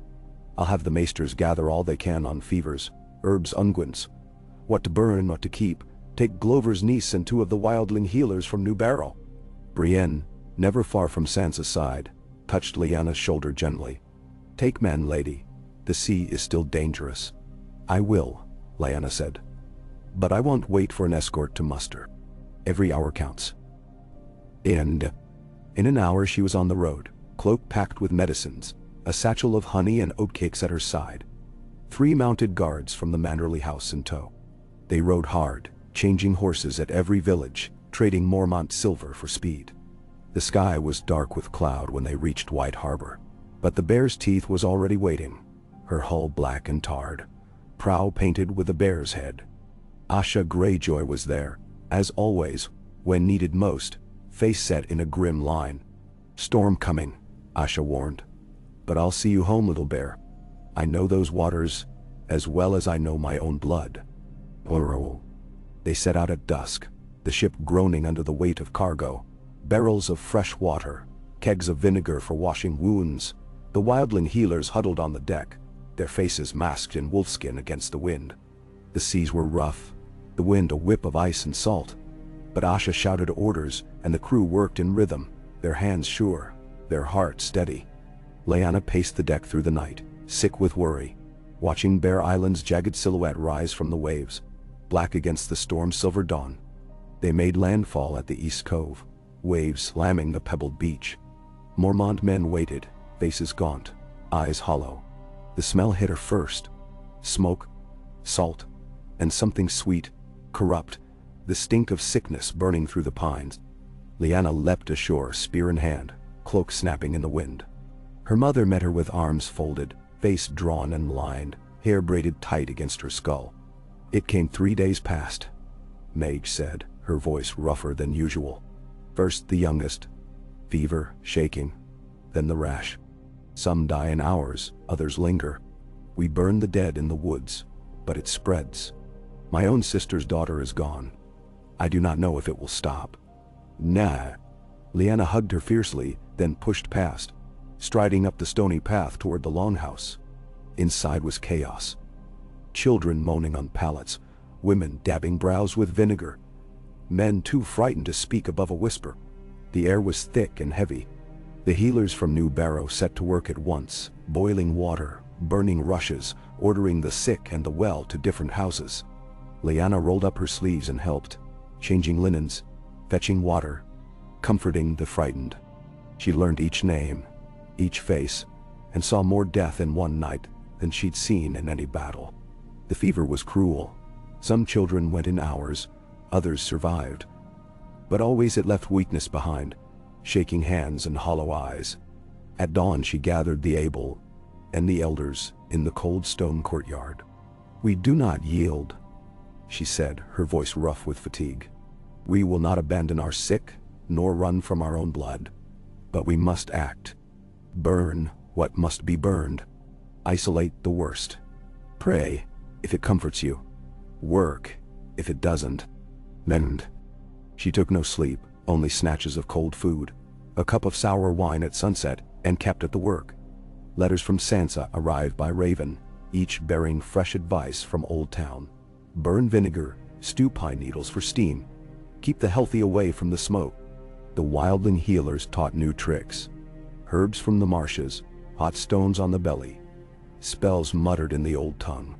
Some worked, some didn't. But Lyanna tried them all. For 7 days she did not leave the island. On the 7th night the fever finally broke, the worst over. Only a third of those struck had died, a mercy by northern standards. The rest would recover, though slowly. Lyanna stood on the cliffs at sunset, exhausted, watching the wind stir the sea, feeling for the first time in weeks that the world might turn toward hope again. Her mother found her there, a mug of mead in her fist, voice as soft as it ever was. "You did well, cub. The dead are buried. The island lives." Lyanna shook her head. "Not by my hand. The healers, the mothers, the old women with their knowledge, without them, we would all be gone." Mage nodded. "Still, you came when called. That is what matters." Then they stood together as the sky faded, the sea glowing with the last of the day. Asha's ship was already gone, bearing news and wildling healers back to the mainland. Soon Lyanna would have to leave too. When she returned to Winterfell, it was with new scars, new stories, and a quiet that came from having seen the North at its most desperate. Sansa met her at the gates, embracing her before the people, whispering thanks for the survival of Bear Island. The news from the south was troubling. King's Landing's granaries were failing again. Queen's Crown had been raided by outlaws, and Lannisport was cut off by a revolt of smallfolk. Tyrion's latest letter was frantic, demanding more grain, more men, more ships, but promising little in return but titles and gold. Lyanna sat that night with Sansa and the council, voices weary, eyes ringed with sleeplessness. "If the South cannot feed itself, they will turn to us," Sansa said. "We cannot save everyone." Lyanna leaned forward, hands clasped, her voice the same as ever, firm, unsparing. "We feed our own. What is left, we trade for iron and salt and peace. If the South wants our grain, let them send teachers and healers and craftsmen. Let them build with us, not steal from us. 9. The council debated late into the night, but in the end, Lyanna's will prevailed. Grain would go south, but only in exchange for lasting alliances and hard skills, not just gold. The North would not starve for the South's comfort. As the weeks passed, the world shifted again. Bran sent word from King's Landing. He would come north for a council of peace, seeking to bind the kingdoms together with oaths, not swords. Sansa made ready the guest chambers, summoning tailors, masons, and cooks. Lyanna grumbled, but did her part, walking the walls, watching the horizon for any sign of trouble. When the king's party arrived, it was small. Bran, Tyrion, Brienne, Davos, a handful of guards. They came not as conquerors, but as guests. The banners of the 6 kingdoms flew beside the dire wolf, and Bran's face was tired, but full of quiet purpose. The council was long and difficult, but Lyanna spoke for the North, Sansa at her side, and together they forged new agreements, grain and timber for the South, riverboats and masons for the North. Skills would be traded, children fostered between the houses, and every spring, the lords would meet at Winterfell to renew their vows. On the last night of Bran's visit, the lords and ladies gathered in the great hall. Fires blazed, mead flowed, songs filled the rafters. Lyanna slipped away, uncomfortable in crowds, and stood outside in the snowy yard, Shaggy pressed to her side. Bran found her there, wheeling quietly up behind her, eyes distant, voice gentle. "You have made the North whole, Lady Lyanna. You are remembered already in the Weirwoods." She met his gaze, fierce and sad. "I did what needed doing. Others paid the price." He nodded. "That is always true, for every king, every warden. But you have given the North a future it would not have had without you." She smiled, bitter and small. "I am only a bear. I will guard the den." Bran's eyes closed, then opened, old as the stones beneath them. "The North will always need its bears." The king left the next morning. The snows came late that year, but the granaries were full, the people busy and well-fed, the old wounds healing at last. The threat of famine and raiders receded, replaced by the smaller, gentler struggles of everyday life. Broken fences, squabbling lords, children born to peace. In the end, Lyanna Mormont did not return to Bear Island. She stayed at Winterfell, Warden of the North, her days filled with the business of survival, her nights with the dreams of waves and snow. She grew, not taller, but stronger, her spirit an iron thread running through the North's heart. When the next winter came, it found a land prepared, not rich, not unscarred, but ready. The songs sung then were truer, and when the fires burned high in the great hall, children would listen to tales of Lyanna Mormont, the little bear who stood unbowed, who fed the hungry, who did not yield when all seemed lost. And outside, beneath the vast and endless sky, the wolves howled, the bears roamed, and the North endured, whole proud and fiercely alive. Niwindi. Summer in the North was a cautious guest, lingering in the sheltered valleys and along the marshy banks of new-mended streams, never quite trusting the stone-clad hills and the memory of snows so recent that their taste still haunted the wind. At Winterfell, the banners hung limp in the breathless heat, the courtyards choked with the green scents of cut hay, and the air was alive with the drone of bees and the constant ring of hammers.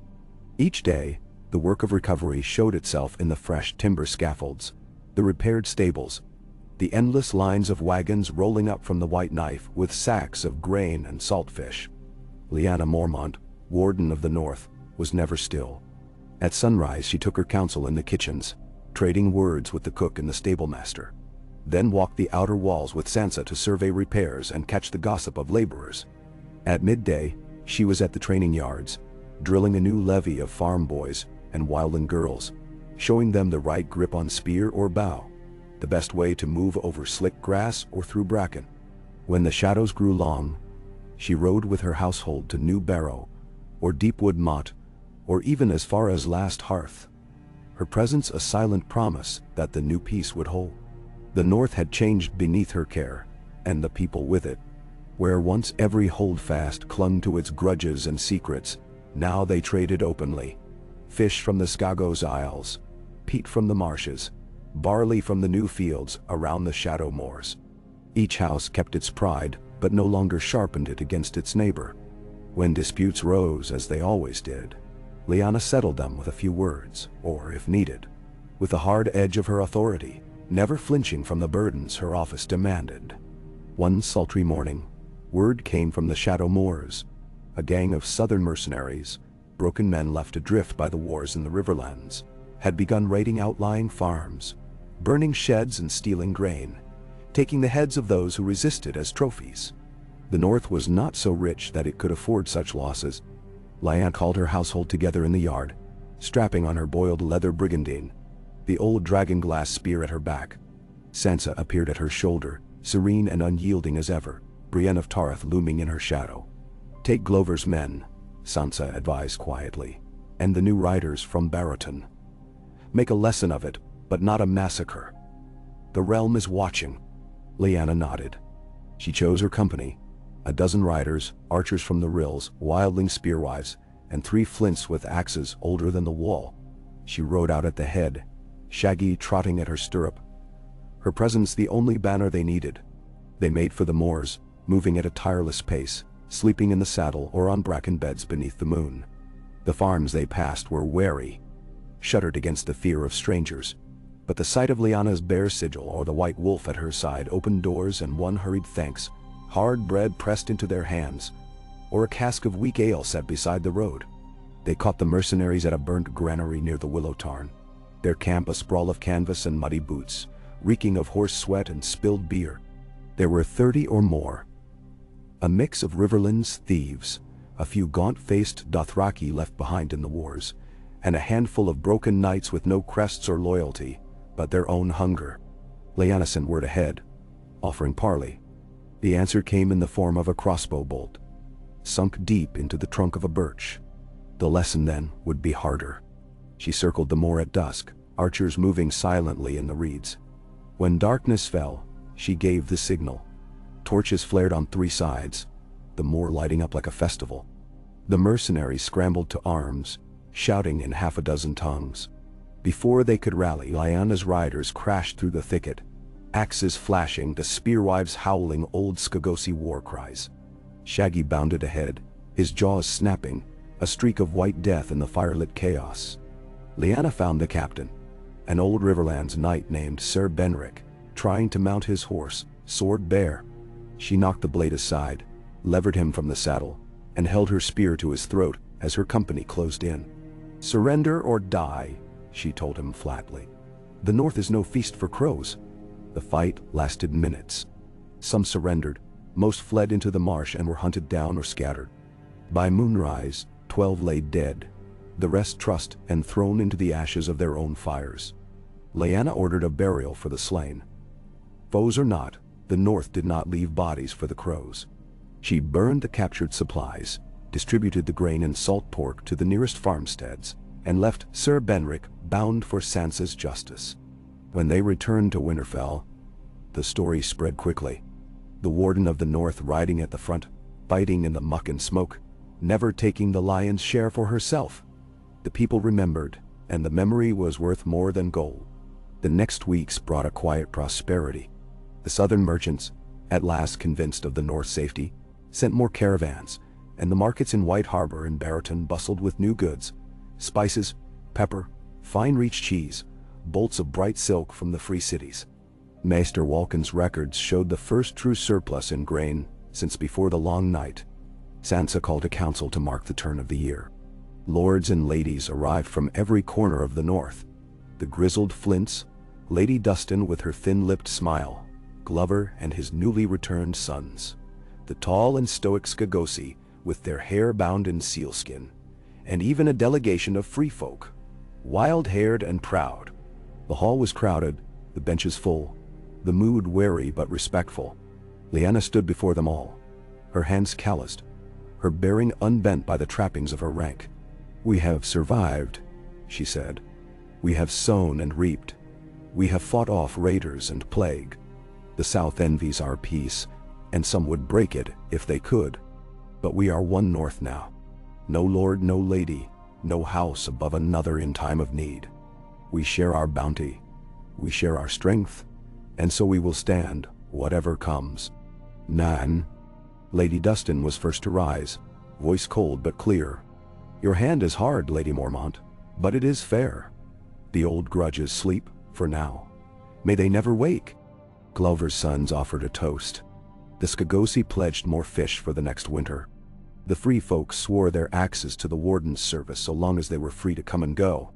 Afterward, in the quiet of the solar, Sansa sat with Lyanna, pouring herself a cup of honey wine. You have done what my father and brother could not.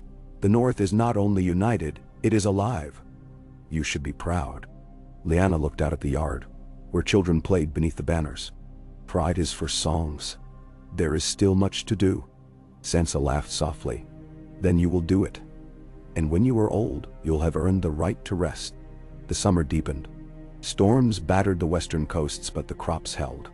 News from the south was troubling. King's Landing's council quarreled. Merchants grew bolder, some even threatening embargoes unless the North lowered its grain prices. Lyanna refused, standing firm. Let them taste hunger before they threaten a bear. Tyrion sent ravens, both pleading and sly. He begged for aid, for advice, for Lyanna herself to come south, and teach the council what it meant to rebuild. She wrote back, blunt as ever. The North is not a school, nor am I a septa. We feed who we can. If you want peace, earn it. In the far west, Faircastle fell into open revolt, and the last pretender to the Sea Prince's title was caught and hanged by his own men, grain sacks tied round his neck. The threat of banditry faded, replaced by something more subtle, the envy of the other realms. The first sign came when a party of Reach Knights arrived at Winterfell, led by Sir John Fossaway, his armor green and bright. They brought gifts, cheeses, wines, rare fruits, but their real purpose was plain: to see if the North was as strong as rumor claimed, or if it could be flattered, or threatened, or divided. Lyanna received them politely, but without warmth. She listened as they spoke of southern friendship, of mutual benefit, of shared wisdom. She asked pointed questions. How much grain would they send north? How many carpenters? How many healers? In exchange for the North's barley and rye. The knights gave evasions and empty promises. After 3 days they left, and Sansa found Lyanna on the battlements, arms folded, face set against the wind. They think us children or fools, Lyanna muttered. Sansa smiled. They fear you. That is better than their love. The next visitor was no southerner, but an old friend, Asha Greyjoy, sea-stained and grinning, her ship riding high on the White Knife's flood. She brought tales of the sea, of trade routes reopening to Bravos and the Narrow Sea, of pirates gone cautious and wary. The world is watching you, little bear, Asha laughed, sharing a cask of mead. There's talk in the taverns from Hardhome to Old Town. Lyanna Mormont who never kneels, who feeds the North from mud and frost, who outlasted every lord who tried to claim her title. Lyanna only shrugged, but her eyes shone. Let them talk. As long as the granaries are full and the children sleep warm, I care little for what southerners sing. Yet she felt the eyes of the world upon her. And some nights, when the wind moaned against the stones, she lay awake, wondering how long this peace could hold. The North was strong, but the world changed quickly. Kings fell, dragons died, and even the hardest iron could bend, given enough time and pressure. Autumn crept over the land, early frost glittering in the meadows, the first leaves falling gold and crimson. Sansa began the preparations for another winter, rationing grain, sending scouts to the mountains, making treaties with the free folk for furs and dried meats. Lyanna rode out with the harvest, overseeing the gathering of barley, oats, and beans, trading hard words for harder labor when needed. When the last sheaf was stacked, she called a feast in the great hall, open to all, highborn and low, wildling and kneeler alike. Fires blazed, music rang, and the tables groaned with food and laughter. It was the first true celebration since before the long night. That night, Sansa rose to speak. The North endures, because we endure. Let no lord or king or southern court forget it. As long as we stand together, no storm will break us. Raise your cups to the Warden of the North, to Lyanna Mormont, who has guarded us all." The hall thundered with applause. Lyanna blushed, scowled, then laughed, a sound bright and wild echoing off the old stones. She raised her own cup, voice ringing clear. "We are all the North," she said. "Highborn and low, old blood and new, bear and wolf, wildling and kneeler. As long as one hand is raised to plant, to build, to guard, none of us will ever kneel. Winter will come, but we weary." After the feast, when the fire had burned low, she walked the battlements alone, Shaggy at her side. The air was cold, the stars sharp overhead. She looked out over the dark fields and the sleeping city, the world at peace, for now. She thought of her mother on Bear Island, the stony shores and cold waves. She thought of Asha on the sea, of Sansa in the high seat, of the faces of children playing in the yard. She thought of all she had lost, and all she had saved, and felt, for the first time since she took up the title, a quiet pride. In the darkness, the North slept. Its wounds had not vanished, but they had healed. The people were strong, the land fruitful, the banners whole. The future was uncertain, as it always was, but Lyanna Mormont, the little bear, would meet it with open eyes and steady hands. Winter, when it came, would find the North ready and waiting, and somewhere in the cold night, a bear's shadow moved across the snow, unbowed and unbroken, guarding the world it loved. The winter that followed was the hardest in memory, even for the North. A season of iron skies and unrelenting storms, snow heaped in blue-black drifts against the walls, ice thick on the rivers from Bear Island to White Harbor, cold enough to crack stone and burn the lungs of children in their sleep. In the first moon of frost, the white knife froze over for the first time in 2 generations. Fishers chopped holes through 2 feet of blue ice, lowering nets to feel only silt and the sluggish tug of dying eels. By midwinter, even the oldest in the villages began to worry. But the granaries at Winterfell, Barrowton, and New Barrow held. The careful accounting Lyanna demanded, the harsh rationing she'd enforced while others had grumbled, became the difference between hunger and ruin. Even the distant holds, so often neglected in the past, received their casks of beans, saltfish, barley. The wildlings brought game down from the high hills and shared it as the free folk always had, proud and fierce and mindful of their new place within the realm. The pact of the previous spring, forged in hardship and tested in honest need, became stronger than any parchment oath. Every morning before the dawn, Lyanna walked the yards of Winterfell, cloak drawn tight around her, Shaggy's heavy footfalls always at her side. She was everywhere, it seemed, tireless as the wind, listening to the quartermasters, trading rough jokes with the grain counters, hauling logs into the kitchen herself when a boy's hands grew too numb with cold. She did not ask for thanks, nor would she take them. She simply did, and the people followed her because she never asked of others what she would not do herself. She slept little, ate less, growing lean as a whip. Sansa watched her with worry but said nothing, knowing there was no changing a Mormont in her season. The few moments of rest Lyanna allowed herself were spent beside the hearth with Rhaella, who had grown into a capable captain, her scarred arm strong as any knight's, her eyes as keen as a hawk's. They shared silent meals and old stories, dreams of Bear Island and of the sea. Stories that made the winter seem almost gentle by comparison. Messages from the south came less frequently. The passes were buried, the roads to the neck nearly impassable. What news arrived was mixed. The Reach had enjoyed a brief and bountiful autumn, but now its own rivers froze, and the price of bread soared in King's Landing. Tyrion wrote of riots and of southern lords suddenly interested in northern ingenuity, asking for seed and store, and above all for the secret of survival. Lyanna answered, blunt as always, "Send your young, your hungry, your teachers and healers. Let them learn here, work here, and when winter ends, carry our ways south. Do not ask for grain unless you send your sons and daughters with empty hands and open minds." Some came, tall boys from the Reach, wiry girls from the Vale, even a scattering of Riverlanders whose homes had been burned or abandoned. They joined the winter work as if born to it. Stumbling at first but learning quickly, Lyanna set them to every task, building sleds, boiling spruce tips into tea for fever, listening at the council when old Northmen debated how best to divide the weekly rations.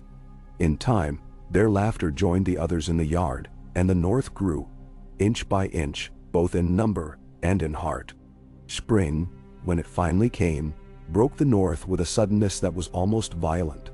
Sun pouring over the ramparts, the white knife shattering its frozen shell, torrents sweeping mud and ice downstream, flooding the meadows and turning the roads to rivers.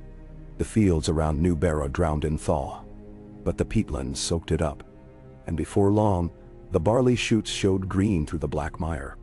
Lyanna took the first survey herself, riding the muddy circuit with her household. Riala, Maester Wolken, 3 wildling huntresses, a brace of manderly cousins more comfortable at sea than on horseback. At each outpost, she asked after grain, after seed, after health, after the fate of children born during the storm.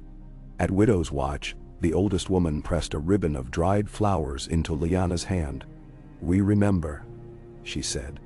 "We always will." The world beyond the neck was not so quick to heal. Trade resumed slowly. First came the skiffs from White Harbor, bearing news of southern hunger and unrest. Then the first merchant cogs, their decks bare of everything but salt and hope. Southern envoys arrived in wagons, pale and cautious, their southern silks patched and muddy from weeks of travel.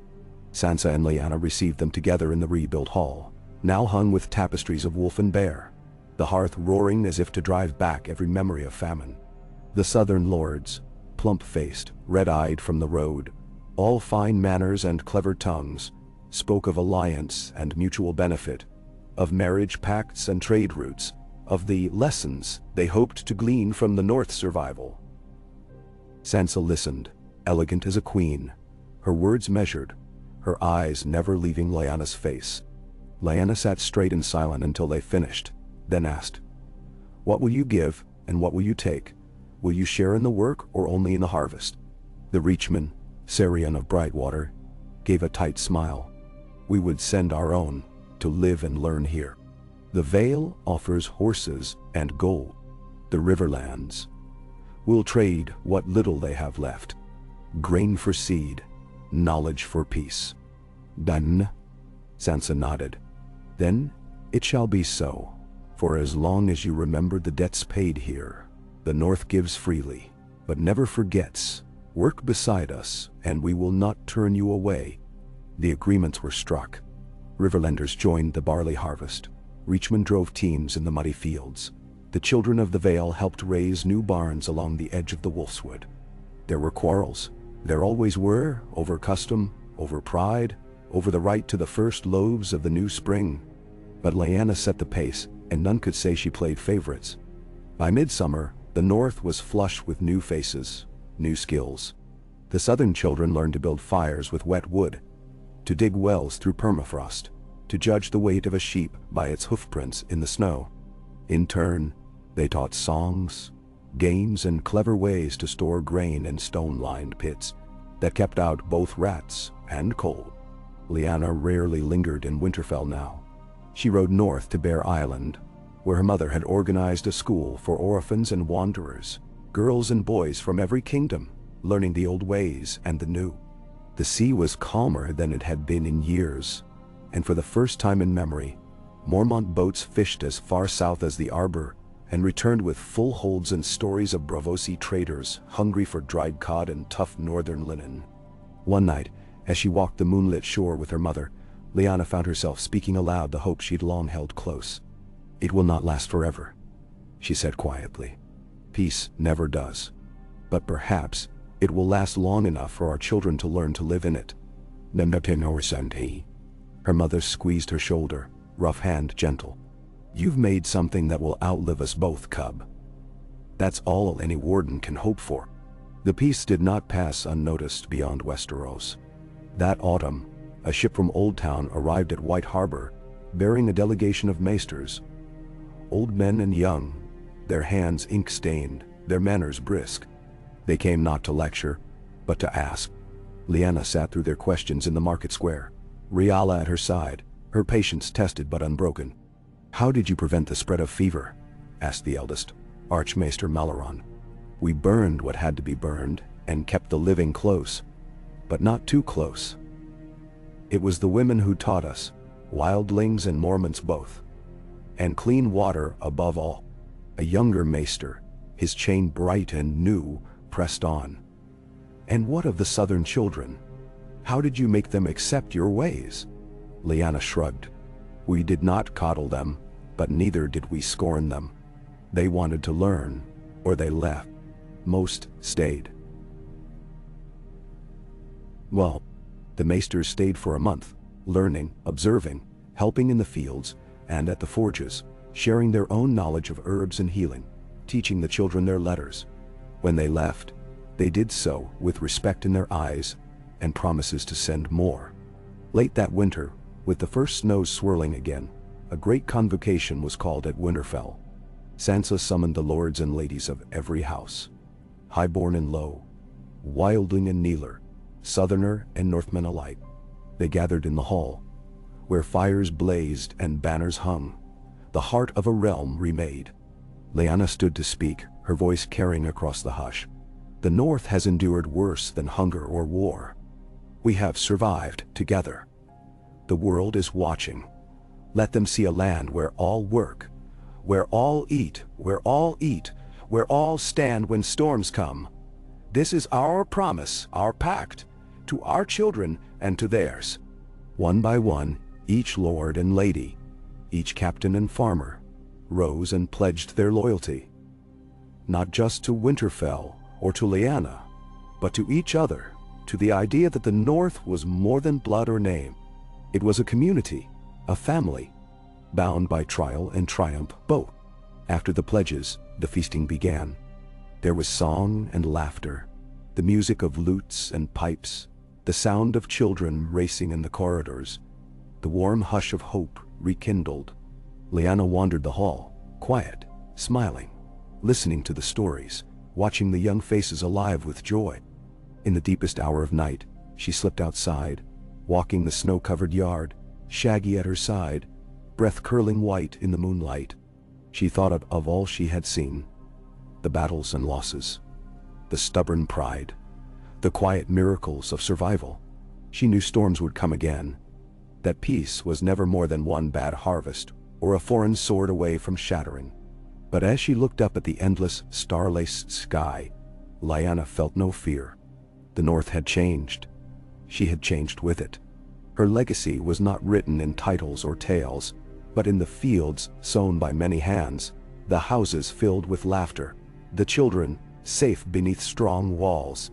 In the years that followed, Lyanna remained Warden of the North, her hair silvering, her steps slowing, but her will as sharp and bright as ever. When at last she took her rest, she did so knowing the North she left behind was ready. Strong, united, fiercely alive. A land no storm could ever break. And on cold nights, long after, the children of the North would gather around the hearth and tell her story. The tale of the little bear who would not yield, who made a family of strangers and a homeland from the wild, hard earth, and who gave the North a future it could claim for its own. A.K. Years rolled forward beneath the long shadow of Winterfell. Seasons coming and going like the tide, slow and relentless, each leaving its own mark upon the stones and fields of the North. Under Lyanna Mormont's steady hand, the North passed from recovery into quiet, resilient flourishing. Though no realm was ever truly at peace, there were years when the North's troubles were only the troubles of living. Poor harvests here and there, a spring blight, a ship lost on the Bear Island rocks, a quarrel over boundaries at the edge of a forest, too thick for even crows to cross. The council of lords and folk, born from necessity, became custom. Every spring and autumn, they gathered at Winterfell, or at Deepwood Moat, or on the wild, wind-bent cliffs of Bear Island. The assembly was rarely smooth, but it was enduring. Hard arguments, hard bargains, laughter and insults and oaths renewed over salt and bread. There were no more petty wars between houses, no more old hatreds festering into feuds. The children who had survived the long night had grown into lords and mothers themselves, scarred by memory and shaped by a warden who refused to let them splinter apart. Lyanna aged as the land aged, slowly, inwardly, the lines on her face etched deep by wind and salt, her eyes never losing their iron. Her voice, never loud, could still silence a hall, and she knew the name of every major farm, every captain's eldest daughter, every orphan brought to New Barrow's heart. She grew no taller, but her presence filled every room she entered, and when she took her place at the council table, men and women twice her age waited to hear her speak. Her legend grew, but she kept it at arm's length, refusing flattery. The songs sung in market squares and over mead halls painted her as a giant slayer and a peacemaker, but she knew the work was less glorious than any singer's tale. There were days of famine, when an unexpected blight swept the barley fields, and she had to ration bread again, facing down mutterings from tired smallfolk and angry lords. There were springs when the herds died in calving and hunger followed, and she spent long nights beside sick beds, holding the hands of dying children, unable to save them all. There were winters when ships vanished in storms, and Bear Island itself went silent for weeks, the old ways returning for a time. But through it all, the North endured, each crisis forging a deeper unity. The free folk, now scattered through every village from the Barrowlands to White Harbor, became Northmen in truth, wild in pride and custom, stubborn as the oldest Starks, but loyal beyond question to the land that had taken them in. Wildling and Kneeler, Southern Fosterling and Mountain Clansman, all stood the same before the council, their voices weighted by what they did, not by whose blood ran in their veins. The South, still fragile after its own wars and hungers, grew ever more entangled with the North. Southern lords, long dismissive of hard men and cold earth, sent their daughters and sons to be fostered in the new North, not only as a gesture of peace, but to learn what it meant to survive, to build, to give loyalty to something larger than house or crown. Many never returned, choosing to claim a patch of ground, a northern husband or wife, a new name among the wolf and bear. Lyanna saw to it that every child of every house, high or low, learned to read and write, to keep accounts, to fight with bow and spear, to tend a field and run a hall. The schools at New Barrow and Bear Island became famous even in Old Town, sending out boys and girls who would become maesters, healers, counselors, shipwrights. Some traveled far, across the narrow sea or south to Dorne, and many returned, bringing new seeds, new crafts, new ideas to the cold soil of home. Some winters were easy, others were hard. Each year brought deaths as well as births, departures as well as homecomings. Lyanna presided over funerals and weddings alike, always the same unyielding presence. Her cloak a patchwork now of mended wool and sealskin, her hair gone white and braided thick as a rope. She accepted the years without complaint, knowing she had already lived longer than most Mormonts before her, knowing that legacy was not a matter of stone statues or high words, but of living memory. The challenges changed shape with time. Southern merchants pressed for more trade. The new maesters brought clever ideas for windmills and water wheels, new medicines and new ways of breeding hardier stock. There were rumors, never more than rumors, of some lords in the Vale, and the Reach hoping to tie the North more tightly to the crown, to force an alliance that would end its stubborn independence. But the North was too valuable as an ally and too dangerous as an enemy. Even the sharpest-tongued envoy left Winterfell with respect for the little bear, who would not bend. Twice in her later years, Lyanna journeyed south. Once to King's Landing when a plague swept the city and only the northern healers had the knowledge to stop it, and once to Old Town to witness the opening of a new citadel wing devoted to the wisdom of hardship, filled with treatises copied from northern hands. In both places she was honored, though she stayed only as long as duty required, her heart restless for the wide, cold air of home. Her most trusted friends passed, one by one, as seasons claimed them. Sansa became the queen in the north, in all but name, ruling alongside Lyanna in perfect partnership. Grace to Lyanna's iron, thoughtfulness to her blunt command. Rhialla, scarred and beloved, was killed defending a grain fleet from pirates out of Ibn. Lyanna mourned her as she would a daughter, standing silent on Bear Island's cliffs as her friend's ashes scattered to the wind. Asha Greyjoy died as she had lived, at sea, her ship battered to splinters in a black squall east of Skagos. The story reached Lyanna weeks later. She spent an evening alone in the long hall, drinking Asha's favorite rum and telling no one her grief. But there were new bonds too. Young captains rising through the ranks, girls and boys who called Lyanna aunt or grandmother, families that had once been rivals now tied by blood and custom. She took no husband herself, though many tried. She had lovers, in her youth and in her prime, but never let one claim her future.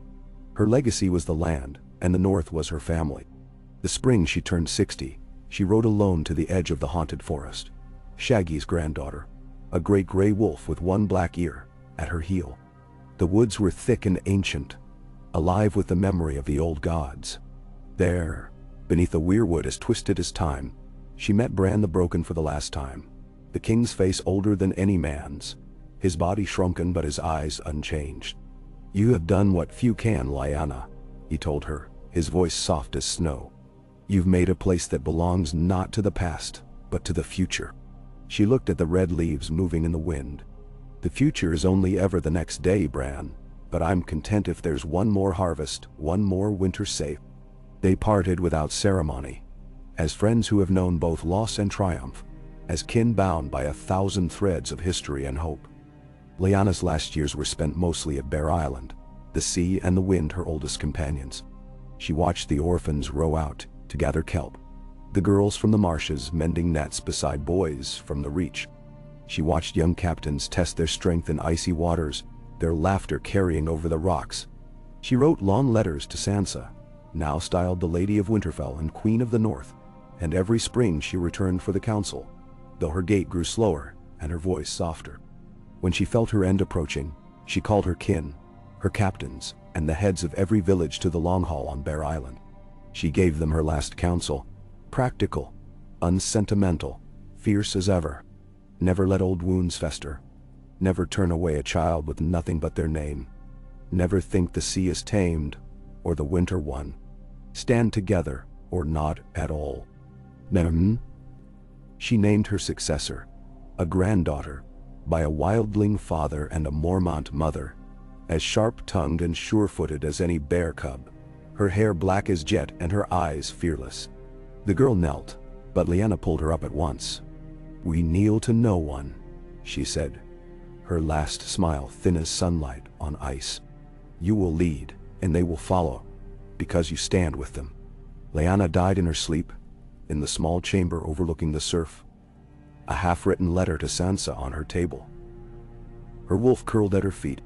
When news spread to Winterfell, Sansa ordered every banner raised, and every hearth lit with green pine. The council met as always, but that year the speeches were short and the silence long. They buried her in the deep woods of Bear Island, beneath the oldest tree, wrapped in sealskin and wool, her dragonglass spear at her side. No stone marked the grave. Instead, the children planted a ring of ironwood saplings, and in the years that followed, those trees grew tall and strong, sheltering the future. The North remembered. For generations in every hall and by every hearth, her story was told, not of glory or conquest, but of survival, unity, stubborn courage, and the refusal to let winter or fear rule the heart. The little bear, the warden who stood when all else might have fallen, who fed the hungry and bound the wounds, who made the North not only endure, but live. And so it was, as years and kings came and went, as wars broke out elsewhere and the world turned, that the North kept its promise, not to a single woman, but to itself. In spring and in snow, in hardship and in harvest, in the faces of children who knew hunger only as an old story, the legacy of Lyanna Mormont lived on, as strong and enduring as the land she had loved.